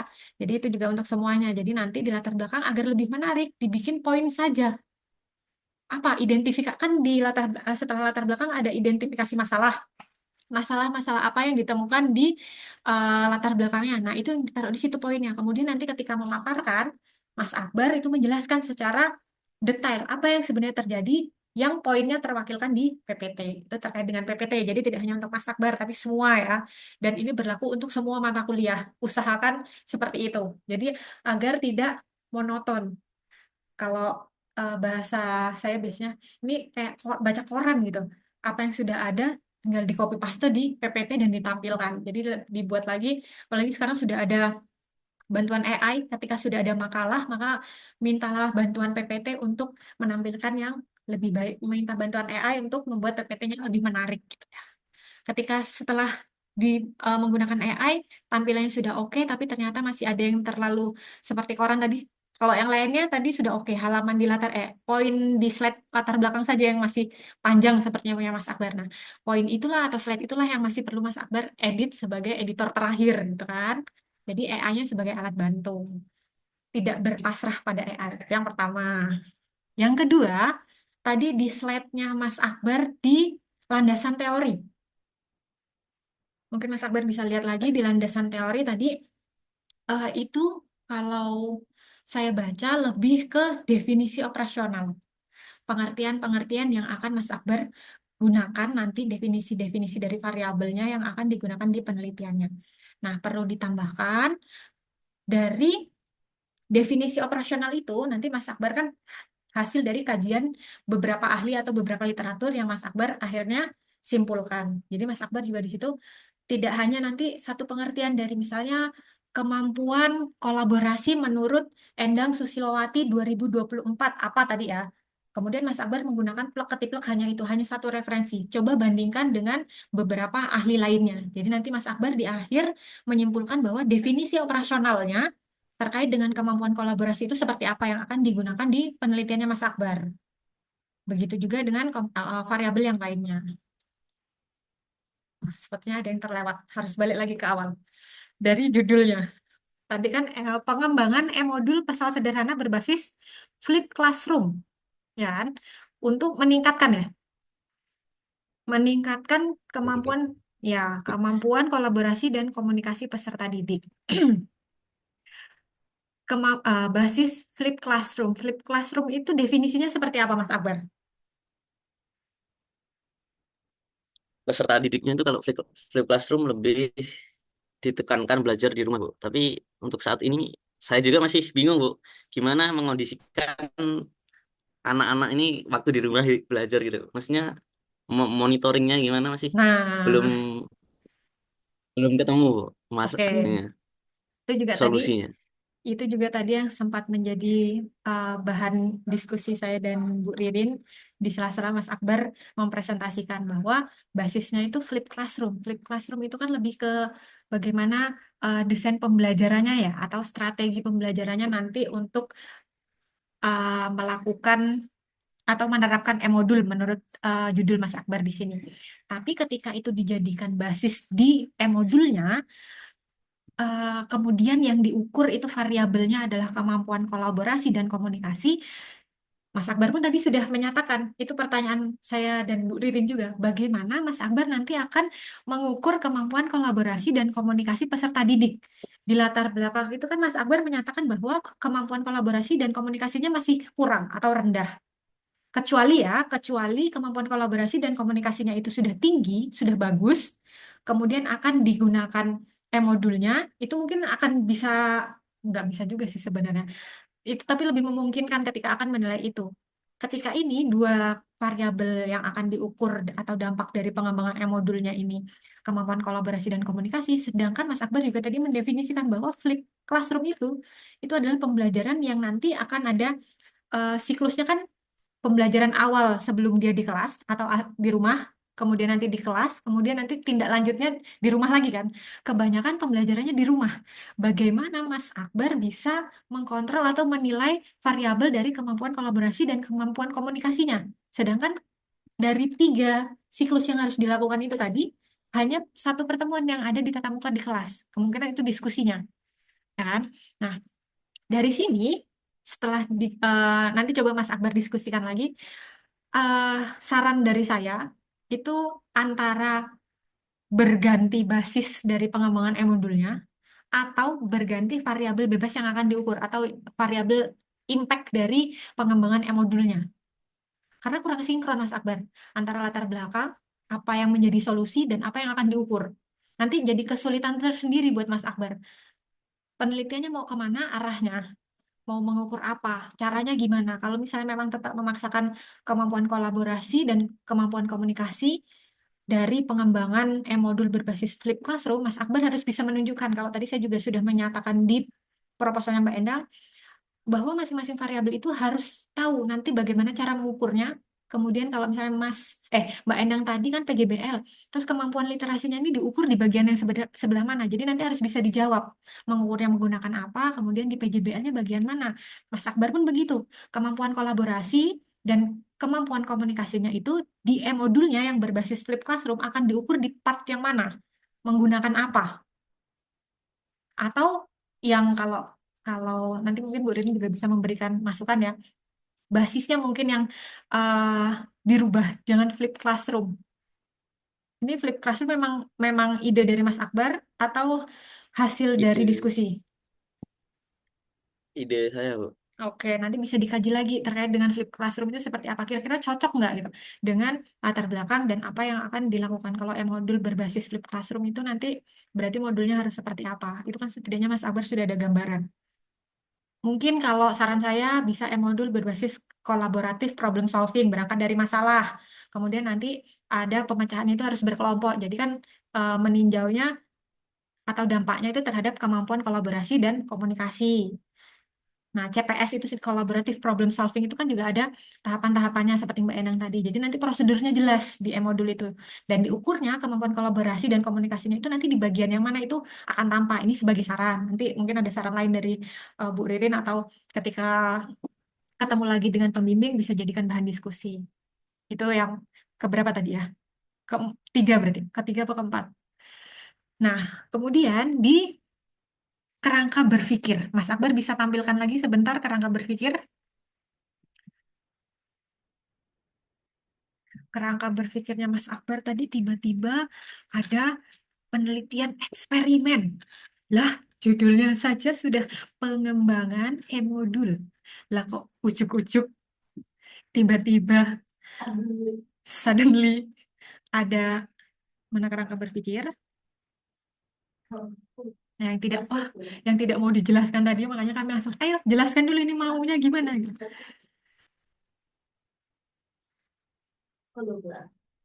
Yeah. Pengembangan e-modul. Kira-kira ini tepat nggak Mas kalau penelitiannya eksperimen? Padahal di bab 3-nya tadi, slide berikutnya, penelitiannya menggunakan ADI model pengembangannya. Kalau ADI itu berarti penelitiannya apa? R&D. Iya, R&D itu apa sih? R&D apa sih kepanjangannya, lupa, Bu. Research and Development. Ini kemarin penelitian eksperimennya kemarin suruh ngapus, Bu, sama Pak Ahyani, tapi Oh ini iya. yang tak SS dari yang lama, Oke, jadi nanti diperbaiki ya yang untuk kerangka ya berpikirnya. Ini kan kalau Mas Akbar ini mengambil kerangka berpikirnya dari khusus ya, langsung dari judulnya ke enggak juga khusus ke khusus. Ini jadi kerangka berpikirnya itu belum belum terlihat Mas Akbar. Jadi kalau kerangka berpikir itu ada umum khusus, khusus umum gitu. Dari umum dulu, misalkan dari umum biasanya dari masalah globalnya apa yang tadi sudah diidentifikasi di latar belakang. Kemudian nanti mengkerucut menjadi satu masalah yang akan diselesaikan dan solusinya. Jadi judulnya di bawah. Gitu. Jadi kalau misalnya judulnya di atas, berarti kan Mas Akbar khusus dulu nih. Nanti mengkerucut sampai masalah yang akan diselesaikan. Gitu. Jadi untuk kerangka berpikir, model penyajiannya itu tidak ada pakem yang harus seperti ini, seperti itu. Tapi lebih ke umum khusus, khusus umum. Mau pakai yang mana gitu. Kalau ini kan sebenarnya khusus ketemu khusus lagi nih di bawah untuk meningkatkan kemampuan komunikasi dan kolaborasi, ya kan ya? Jadi nanti diperbaiki. Kemudian di sini dituliskan tujuannya untuk meningkatkan kemampuan komunikasi dan kolaborasi peserta didik. Coba di next slide. Di ada desain penelitiannya sekalian karena tadi bab 3-nya sudah kan ya. Jadi sekalian kita bahas nanti sambil Mas Akbar memperbaiki. Slide berikutnya.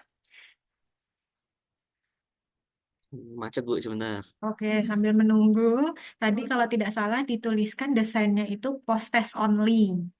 Nah, kemarin siapa yang presentasi antara Mbak Eni atau Mbak Ani yang kami kasih saran terkait, oh Mbak Eni sepertinya, ada kata meningkatkan. Jadi kalau meningkatkan kemarin ada keyword meningkatkan, berarti data yang dimiliki harus ada awal dan ada akhir.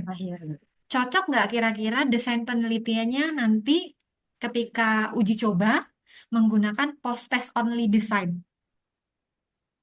Cocok nggak? Cocok. Gimana Mbak Endang tadi udah geleng-geleng? Alasannya kenapa Mbak Endang geleng-geleng? Nggak cocok kalau menurut saya kan, kalau pengembangan itu kan yang dilihat dari kita mengembangkan produknya. Kalau yang diukurnya hanya hasil akhirnya atau post test only ya tidak menjauh apa ya tidak tidak make sense Kurang. gitulah istilahnya. Oke, awalnya atau patokannya bukan dari kita pengembangan. Tidak, Pengembangan sebenarnya kurang bisa lebih saja, kurang cocok. ya bisa saja menggunakan post test only. Tapi karena Mas Akbar tadi tujuannya untuk melihat peningkatan, dari kemampuan kolaborasi dan komunikasi, berarti harus punya data awal dan data akhir. Kalau post test only itu kan hanya data akhir. Data awalnya dari mana? Untuk melihat dia meningkat atau enggak. Nah, kalau misalnya memang mau menggunakan post test only, berarti Mas Akbar kata meningkatkannya harus dirubah, jangan meningkatkan. Seperti kemarin punya Mbak Eni. Karena untuk kemampuan kolaborasi dan kemampuan komunikasi itu dilihat dalam proses pembelajaran. Atau Mas Akbar memang mau mau menilainya di akhir saja, bukan dalam proses, tapi akhir di pembelajaran. Kira-kira bisa nggak kemampuan kolaborasi dan komunikasi dinilai di akhir saja, bukan dalam proses pembelajaran? Kalau meningkatkan berarti harus ada perinya dulu. Apa yang akan dinilai Mas Akbar untuk mendapatkan nilai pretest dari kemampuan kolaborasi dan komunikasinya. Itu ya, untuk desain penelitiannya nanti eh, ditinjau lagi. Kemudian mungkin berangkat dari judulnya sama tujuannya. Jadi nanti bisa disinkronkan. Mau kemana, mau yang mana. Gitu. Terus eh, slide berikutnya, Mas. Yang ada populasinya tadi. Ini saya sebenarnya juga merasa bersalah karena metodologi di semester 1 harusnya bersama saya, tapi mungkin banyak kurangnya. Kita jarang tatap muka dan jarang Zoom, jadi masih banyak yang miss. Terkait dengan populasi, tadi saya baca populasinya itu hanya 2 kelas di satu sekolah. Apakah di Ya, SMP Negeri 3 Sekampung hanya ada 2 sekolah, ada 2 kelas, kelas 8-nya? ada berapa Ibu? Ada Lebih. empat, empat Nah, lebih. Kalau kelas 8 empat. oke. Kalau kelas Definisi populasi itu apa sih? Berarti nanti di judulnya Mas seluruh. Akbar, iya, seluruh kelas 8 misalnya. Dan tadi kan sudah dikatakan bahwa penelitiannya tidak hanya jangan hanya di satu sekolah. Anak S1 aja sudah menggunakan 2 sekolah untuk pembandingnya gitu kan. Atau kadang memang ada yang hanya satu sekolah bawa kelas kontrol dan kelas eksperimen. Jadi untuk tingkatan teman-teman yang sekarang levelnya bukan skripsi tapi tesis, populasinya diperluas lagi. Jangan hanya di satu sekolah. Apalagi ini di satu sekolah sebenarnya ada 4 kelas, tapi ternyata yang dihitung populasi hanya 2 kelas. Kemudian sampelnya diambil dengan teknik purposive sampling. Purposive sampling itu yang seperti apa, Mas Akbar?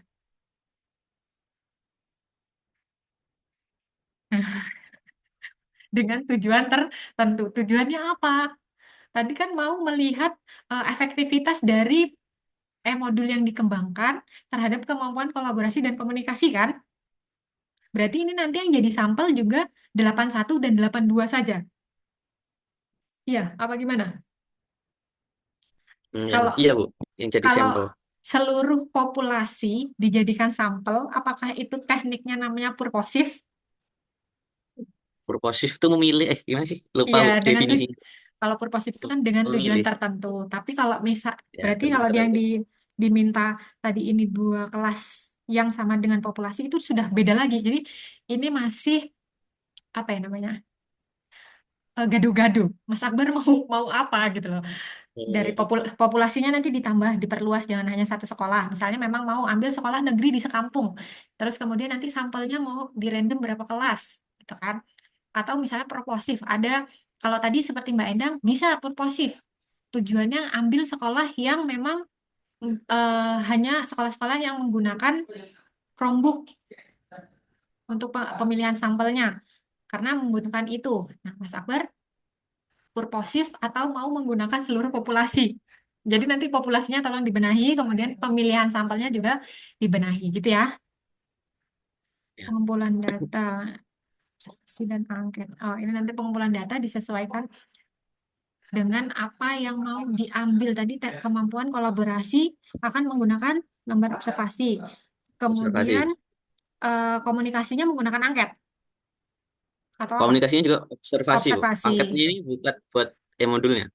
Perlu nggak Bu e-modulnya buat Mau ya, angket? pertanyaannya data apa yang mau dikumpulkan? Jadi nanti karena Oh, Mas Akbar menggunakan metode pengembangannya ADI, kan A D D I E. Nah, tiap tiap langkah itu nanti kan ada hasilnya kan?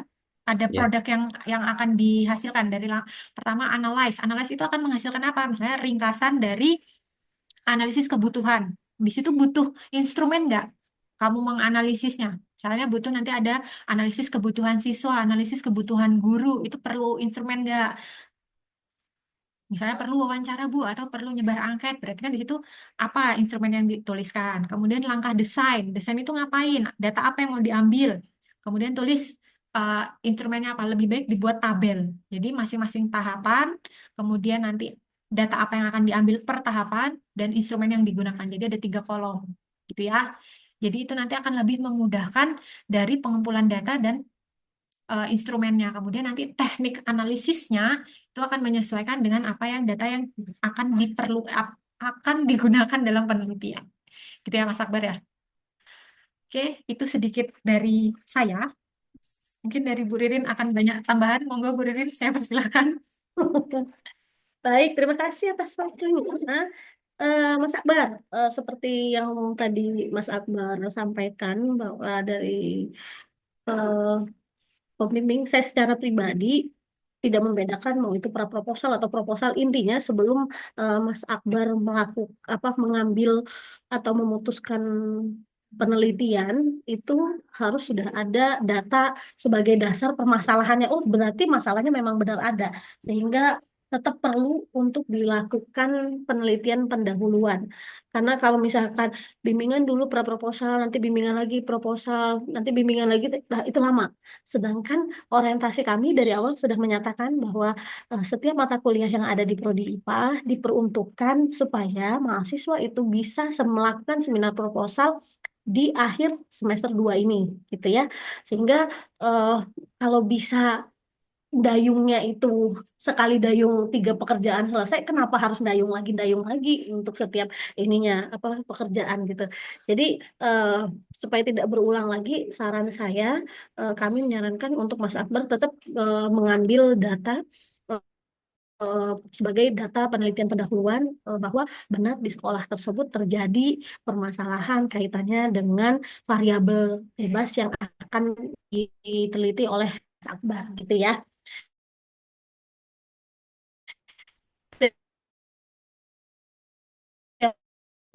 Pertama. Kemudian kedua, ke atas slide pertama 1 titik gitu, 1 enter, pencet 1 terus enter. Oke, Ini Bu. tujuh. Yang pertama, yang bagian awal, bagian awal. Ini. Oke, ini kan enggak yang slide pertama. Nggak ada. Ini Bu. Enggak ada gimana toh? Slide pertama, judul. Atas lagi, 1 kali lagi loadingnya. Yang pertama, Mas, slide pertama. Itu bab 1. Yang judulnya, judulnya Cover. cover dah. Ya slide pertama. Ini kan slide kedua yang ditampilkan.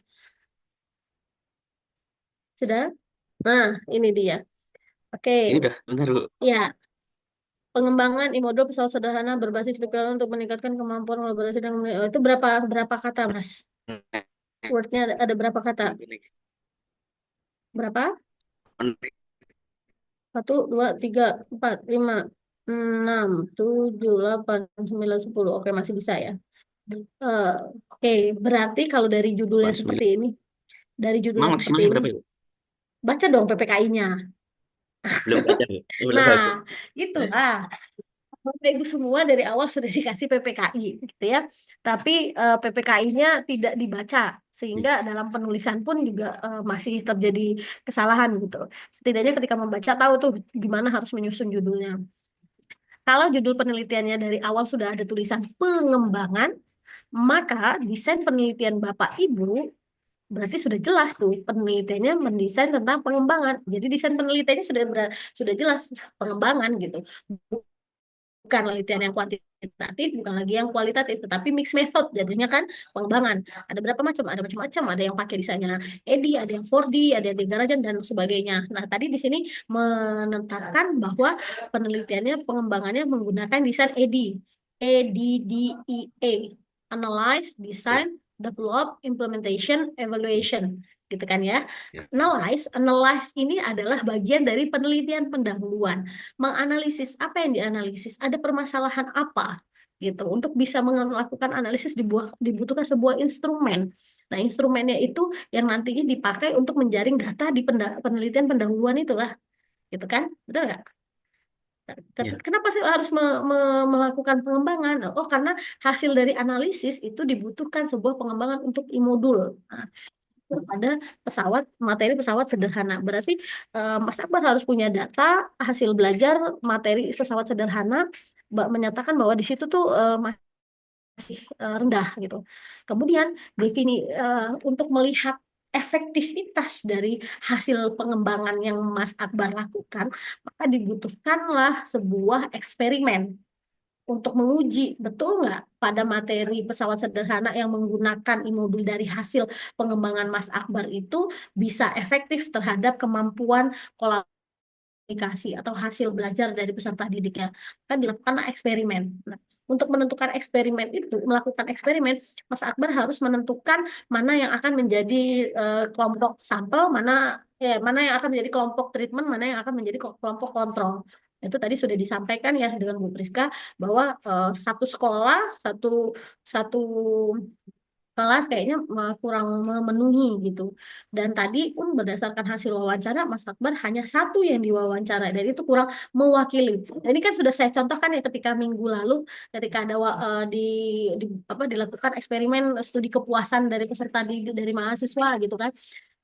Mahasiswanya ada 1000-an, tapi yang ditanya cuma satu. Kemudian akhirnya ditariklah kesimpulan, oh berarti semua mahasiswa kurang merasa terpenuhi pelayanan. Nah, itu kan artinya tidak memenuhi sampel. Bisa jadi dianya lagi nggak mood ngisinya atau lagi ada masalah lain sehingga jawabannya asal. Nah, itu kan tidak representatif gitu ya, dan itu kan merugikan. Nah, begitu juga dengan penelitian ini, ketika kita mau menarik kesimpulan yang ditarik adalah dari kelompok atau sampel yang benar-benar mewakili dari populasi. Supaya apa? Supaya bisa mewakili lah di populasinya tersebut. Karena kalau cuma satu nggak terwakili gitu, dan itu kurang kurang bagus. Oke, selanjutnya ketika tadi disampaikan bahwa pembelajarannya e-modul yang dikembangkan berbasis flipped classroom, saya justru mengalami kebingungan. Atau coba deh Mas Akbar tampilkan indikator kaitannya dengan kolaborasi atau komunikasi tadi.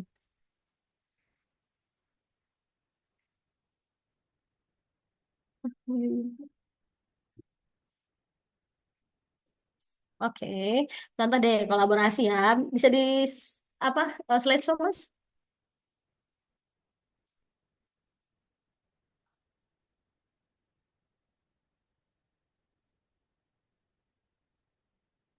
Nah, ini udah jelas ya. Oke, Mas, indikator kemampuan kolaborasinya sampean bakal mengukur kaitannya dengan partisipasi aktif, kemudian lihat deh di subindikatornya ya. Artinya, indikator-indikator ini kan ketika kita mau, seperti yang saya sampaikan minggu lalu, bahwa kita mau mengambil nilai eh, renang untuk gaya kata. Kan nggak mungkin tiba-tiba ayo kita ngambil nilai gitu, tapi kan harus ditreatment dulu, dilatih dulu. Pertemuan pertama kita kenalan, ini namanya gaya kata, tangannya harus begini ke depan, kemudian kakinya mencoba untuk memberikan tekanan, kemudian ketika meluncur langsung tangannya begini. Gitu kan arti contoh pertama. Kemudian minggu kedua, ayo mulai dilatih, ayo gantian satu-satu. Guru kan ngeliat tuh progres dari masing-masing peserta didiknya gitu kan. Udah lihat, oh kayaknya masih ada yang belum. Oke, kita ulang lagi gitu. Lama-lama kelihatan, oke 3 pertemuan, oke kalau gitu pertemuan keempat kita ngambil nilai ya, kayaknya udah bisa. Silakan. eh Urutan pertama, kemudian dilihat, disesuaikan dengan instrumen yang dipakai guru. Oh, waktu tempuhnya oke, kemudian gerakannya, tangannya benar, kayuhannya, kemudian kaki oke, nilainya baik gitu. Artinya, pada saat guru memberikan nilai tentang atau skor untuk kolaborasi, kan sudah ada indikasi-indikasinya ini. Nah, ketika melakukan penilaian untuk indikasi ini, pernah nggak dalam proses pembelajaran indikator ini dibelajarkan atau terfasilitasi atau dilatihkan dalam proses pembelajaran? Nah, artinya nanti di dalam modul yang Mas Akbar kembangkan, itu tuh ada poin-poin ini loh yang dilatihkan. yang diajarkan ke peserta didik atau mereka melakukan ini. Karena latihan, kalau tidak pernah dilatihkan tiba-tiba dinilai, kan itu tidak adil ya. Kita nggak pernah dikasih tahu apa-apa terus tiba-tiba dinilai gitu kan nggak adil. Nah, pun demikian dengan hal ini gitu. Paham ya, Mas? Nah, pertanyaannya, kalau modulnya berbasis flip classroom, kemudian indikator-indikator ini terfasilitasinya di bagian yang mana ya, Mas? Adanya ini tuh gimana? Gimana cara Mas Akbar tahu kalau mereka terlibat dalam diskusi kelompok? Kalau mereka bisa mengambil peran, kalau mereka bisa tidak mendominasi saat diskusi, tidak mendengarkan dengan sopan, bersama anggota kelompok dan seterusnya dan seterusnya. Itu tuh eh, bagaimana bisa ketahuan atau Mas Akbar mengetahui hal tersebut? Benar peserta didik sudah melakukan hal tersebut. Gimana, Mas?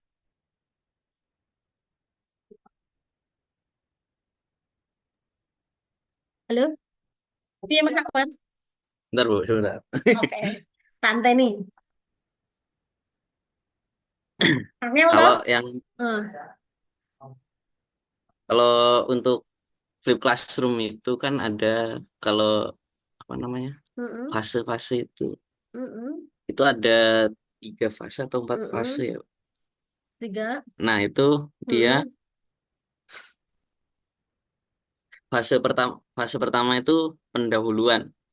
Pendahuluan tuh kayak kita sebelumnya ngasih materi terlebih dahulu ya, melatih pakai e-modul itu rencananya. Nah kemudian setelah setelah itu kan eh, the classroom itu berpusat kepada peserta didik dan belajar di rumah itu. Nah mm. di fase Terus? kedua peserta didik fokus belajar di rumah.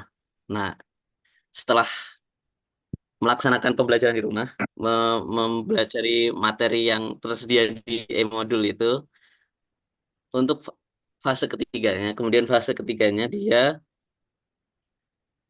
melakukan kerja kelompok di kelas. Nah, ketika kerja kelompok di kelas itu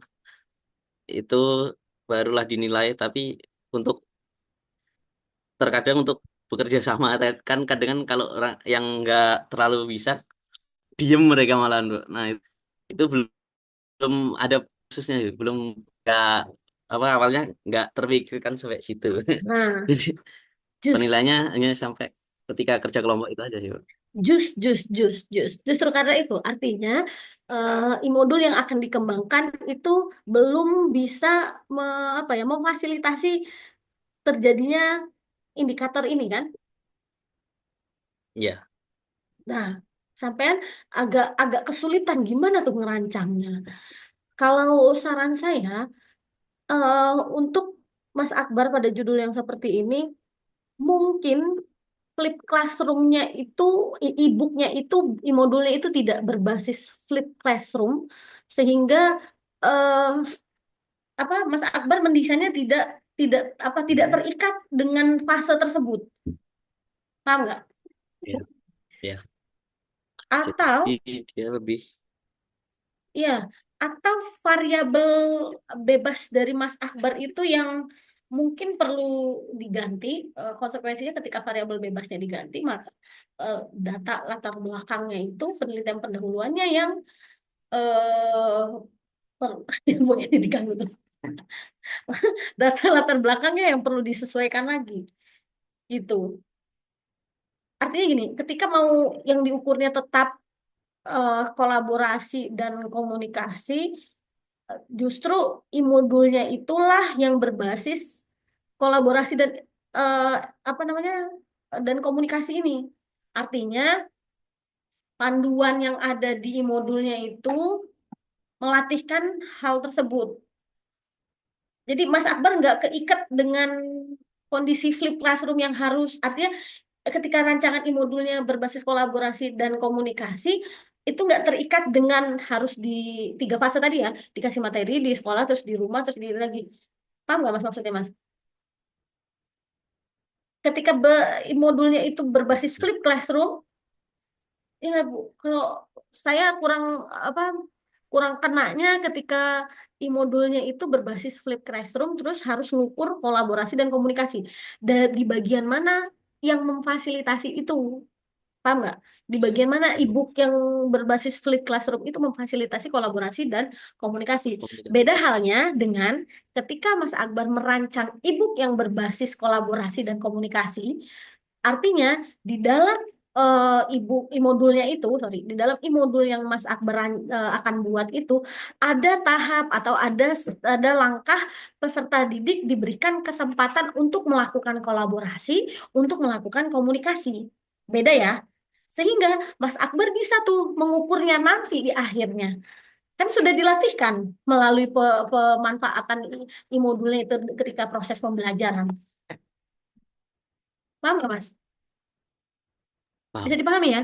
Jadi apa pilihannya kalau nggak mengganti e-book berbasis flip classroom-nya, ininya variabelnya tetap, variabelnya berubah, atau basisnya berubah, variabelnya tetap. Paham nggak, Mas? Bisa nangkap ya? Paham, Mbak? Bisa nangkap ya? Ya, Karena bisa. kalau mau tetap kolaborasi dan komunikasi yang diukur, basis dari e-modulnya harus dirubah. Gitu. Bisa dipahami ya? Ya. Oke. Kemudian tadi itu ya pertanyaan dari Mbak Firly tadi itu semua kurang. Nah, itu datanya dari mana? Harus jelas. Dan seperti yang tadi disampaikan oleh Bu Trika ketika menyampaikan untuk meningkatkan kemampuan kolaborasi dan komunikasi. Berarti sebelumnya Mas Akbar harus punya data tentang data kolaborasi dan data tentang komunikasi yang sesuai dengan indikator yang mau dipakai. Gitu. Apakah sekolah tempat yang nanti akan dilaksanakan penelitian punya data tersebut? Kalau misalkan nggak punya, ya berarti bukan meningkatkan gitu ya. Ngapain susah-susah gitu memaksakan harus meningkatkan kalau memang ternyata memang nggak ada atau bukan bisa pakai pretest post test. Bagaimana caranya melakukan pretest untuk kolaborasi dan komunikasi dengan indikator yang seperti ini, gitu kan? Ya kan? Beda hal dengan Ya. kalau penguasaan konsep ya. Kalau penguasaan konsep bisa kita kasih soal mereka ngerjakan, gitu. Bisa dipahami ya? Ya. Oke. Saya rasa itu udah satu lagi kerangka berpikir itu mumpung nggak sih inget karena sangat apa ya berkesan banget gitu ya kerangka berpikirnya itu Mas sampean atas dasar apa.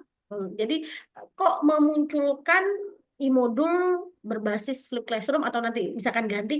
Nah, itu bagian-bagian dari e-modul mana yang nanti akan memfasilitasi atau yang bisa melatihkan atau menjadi solusi atas permasalahan itu. Nah, berdasarkan apa? Dasar rujukan-rujukan dari referensi. Jadi singkatnya, misal e-modul berbasis ini apa? Melalui e-modul dapat meningkatkan kemampuan kolaborasi. Hasil penelitiannya siapa? Itu ringkasan-ringkasan seperti itu, kutipan sederhana seperti itu menjadi dasar untuk apa ya kerangka berpikir itu sehingga muncullah solusinya berupa apa tadi itu pengembangan ya berupa judulnya itu. Jadi bukan panah-panah aja tanpa tanpa ada dasarnya gitu, tetapi ada dasarnya. Esensinya kenapa sih ngambil kok modul? Oh, hasil penelitian si A, modul begini, hasil B, dan seterusnya gitu. Bisa dipahami ya? Dan ingat, desain penelitiannya bukan eksperimen, tetapi mix method maksudnya ya. Karena ada ada data kuantitatif, ada data kualitatif. Data kuantitatifnya eh, nanti hasil dari apa uji efektivitas dari si modulnya, kemudian yang kualitatifnya mungkin hasil dari apa namanya validasinya itu tersebut. Gitu. Saya rasa cukup. Mungkin yang lain ada yang mau ditanyakan? Ada agak ngebul ya, agak ngebul. Tanya, Bu. Bu, Tanya, Bu. pushing ayah silakan. Bu, untuk pemberian apa namanya? Pembimbing 2 kapan ya, Bu? Oke, kalau itu mungkin saya yang jawab ya, Bu Rere. Nah, iyalah, sudah kapasitasnya sebagai kaprodi. Kalau untuk pembimbing 2, karena SK pembimbing itu hanya berlaku kurang lebih kalau tidak salah 6 bulan. Jadi nanti ini sedang saya range kira-kira yang cocok dengan judul dari Bapak Ibu ajukan kemarin itu dosennya siapa. Jadi nanti saya akan buatkan surat tugas, tapi semua nama di situ ada. Maksudnya ini kan ada berenam. Jadi enam-enamnya nanti ada di situ siapa nama pembimbing 1 dan pembimbing 2, tapi masih dalam bentuk surat tugas. SK pembimbing yang resminya nanti akan diterima setelah teman-teman melaksanakan seminar proposal. Jadi sebagai dasar nanti teman-teman ke pembimbing 2 itu menggunakan surat tugas nanti yang akan segera, semoga dalam minggu ini bisa segera saya proses. Ya, jadi nanti teman-teman bisa langsung bimbingan ke pembimbing 2. Kenapa Mas Akbar sudah di ACC dengan Pak Yani? Udah, Bu. Sudah di ACC sampai bab Iya, 3 tapi berarti. aku merasa, aku sendiri aja merasa masih banyak kurang kayak tadi, Bu. Tapi udah di Iya. AC. Kata Coba. Pak Ayani nanti Hmm, kembali ke saya setelah ACC pembimbing 2 gitu. Nanti begitu. baru saya tanda tangani ACC pembimbing 1 gitu. Mau bilang. Oke, baik. Ya. Kemarin Mas Akbar minta pembimbing 2-nya siapa ya? Pak Pak Arif Arif. Rahman Atiwi. Itu Tapi cuma basic sih, sekali. sama aja. Pokoknya yang penting bisa membimbingku dengan benar. Oh. Dipikir yang lain. Berarti Ibu, Pak Kuririn, Pak Nyoto tidak bisa membimbing dengan benar. Sedih. Oke, semoga segera ya dalam minggu ini bisa saya selesaikan terkait surat menyurat tersebut. Jadi bisa segera teman-teman eksekusi. Itu ya. Ada lagi pertanyaan dari yang lain? Nggak ada. Cukup? Cukup. Oh, sebelum nanti kita keburirin untuk ditutup perkuliahan, mungkin saya sedikit menegaskan dari dua presentasi tadi yang sudah dilakukan Mbak Endang dan Mas Akbar, itu tidak hanya untuk catatan yang sudah kami berikan atau masukan-masukan yang sudah diberikan, itu tidak hanya untuk Mbak Endang dan Mas Akbar, tapi untuk semua teman-teman mahasiswa. Apalagi terkait dengan referensi. Jadi apapun yang teman-teman tuliskan nanti di proposal itu harus ada dasarnya atau ada referensinya. Apalagi terkait dengan definisi operasional, kemudian indikator, kemudian langkah-langkah apa penelitian yang akan digunakan, desain penelitiannya, itu harus mencantumkan referensi yang digunakan. Gitu ya. Jangan dilupakan. Jadi nanti ketika diuji, baik seminar proposal maupun nanti ujian tesisnya, itu teman-teman tidak bingung asalnya dari mana, landasannya dari mana. Jika menggunakan instrumen hasil adopsi, maka adopsinya ditulis. Adopsi dari penelitian siapa atau adopsi dari bukunya siapa. Itu jika adopsi plek ketiplek. Kalau misalnya menggunakan rujukan sebagai ada yang dirubah, tetap menggunakan sumbernya. Pengertiannya dari mana, indikatornya itu mengembangkan sendiri atau memang turunan dari yang sudah ada. Jadi tetap dituliskan sumbernya atau referensinya. Itu untuk di bab 2, bab 3, bab 4 pun nanti di pembahasan akan harus mencantumkan dari apa yang teman-teman dapatkan di lapangan, kemudian dibandingkan dengan referensi literatur yang sudah ada di bab 2-nya. Begitu juga di bab 1. Bab 1 itu bukan tidak boleh ada referensi, tapi bukan pengertian-pengertian. Jadi tadi seperti misalnya Mbak Endang menggunakan hasil penelitian PISA itu kan butuh sumber. Sumbernya dari mana? Tetap harus dicantumkan. Bukan seperti omon-omon gitu kan ya. Seperti omong hanya pendapat dari Mbak Endang. Padahal teman-teman mencari data itu sebagai latar belakang juga ada dasarnya. Jadi nanti dicantumkan untuk memperkuat. Jadi di latar belakang tidak boleh ada pengertian. Misalnya pendidikan adalah, biasanya kan kemarin Bu Rini sudah men-spill ya. Latar belakang itu diawali dengan pendidikan adalah, pembelajaran adalah. Nah, coba berdasarkan langsung dari masalah yang memang teman-teman temukan. Angkat dari yang umumnya dulu seperti apa. Terkait dengan, tadi misalnya terkait dengan kemampuan kolaborasi. Itu boleh di awal paragraf langsung menggunakan itu. Diperkuat. Nanti hasil penelitiannya seperti apa. Kalau mengutip dari hasil penelitian, itu yang dikutip adalah hasilnya. Bukan dari latar belakang atau pendahuluan di artikel yang teman-teman kutip kemudian diletakkan di latar belakang. Jika teman-teman mengutip, ya, sorry, terputus ya.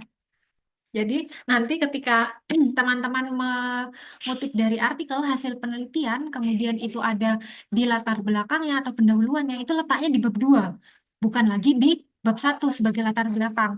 Yang diletakkan di latar belakang adalah hasil penelitiannya seperti apa. Bukan latar belakang atau pendahuluan dari artikel itu.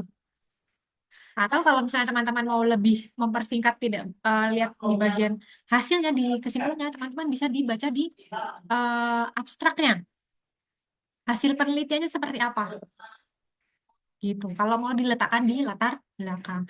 Kalau teman-teman mau ambil, oh ternyata ini kutipannya bagus nih referensinya di bagian latar belakang atau pendahuluannya. Teman-teman lari ke daftar pustaka,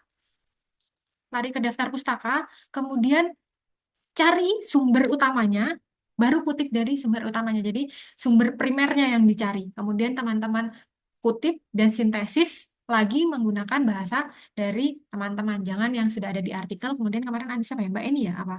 Yang dalam itu.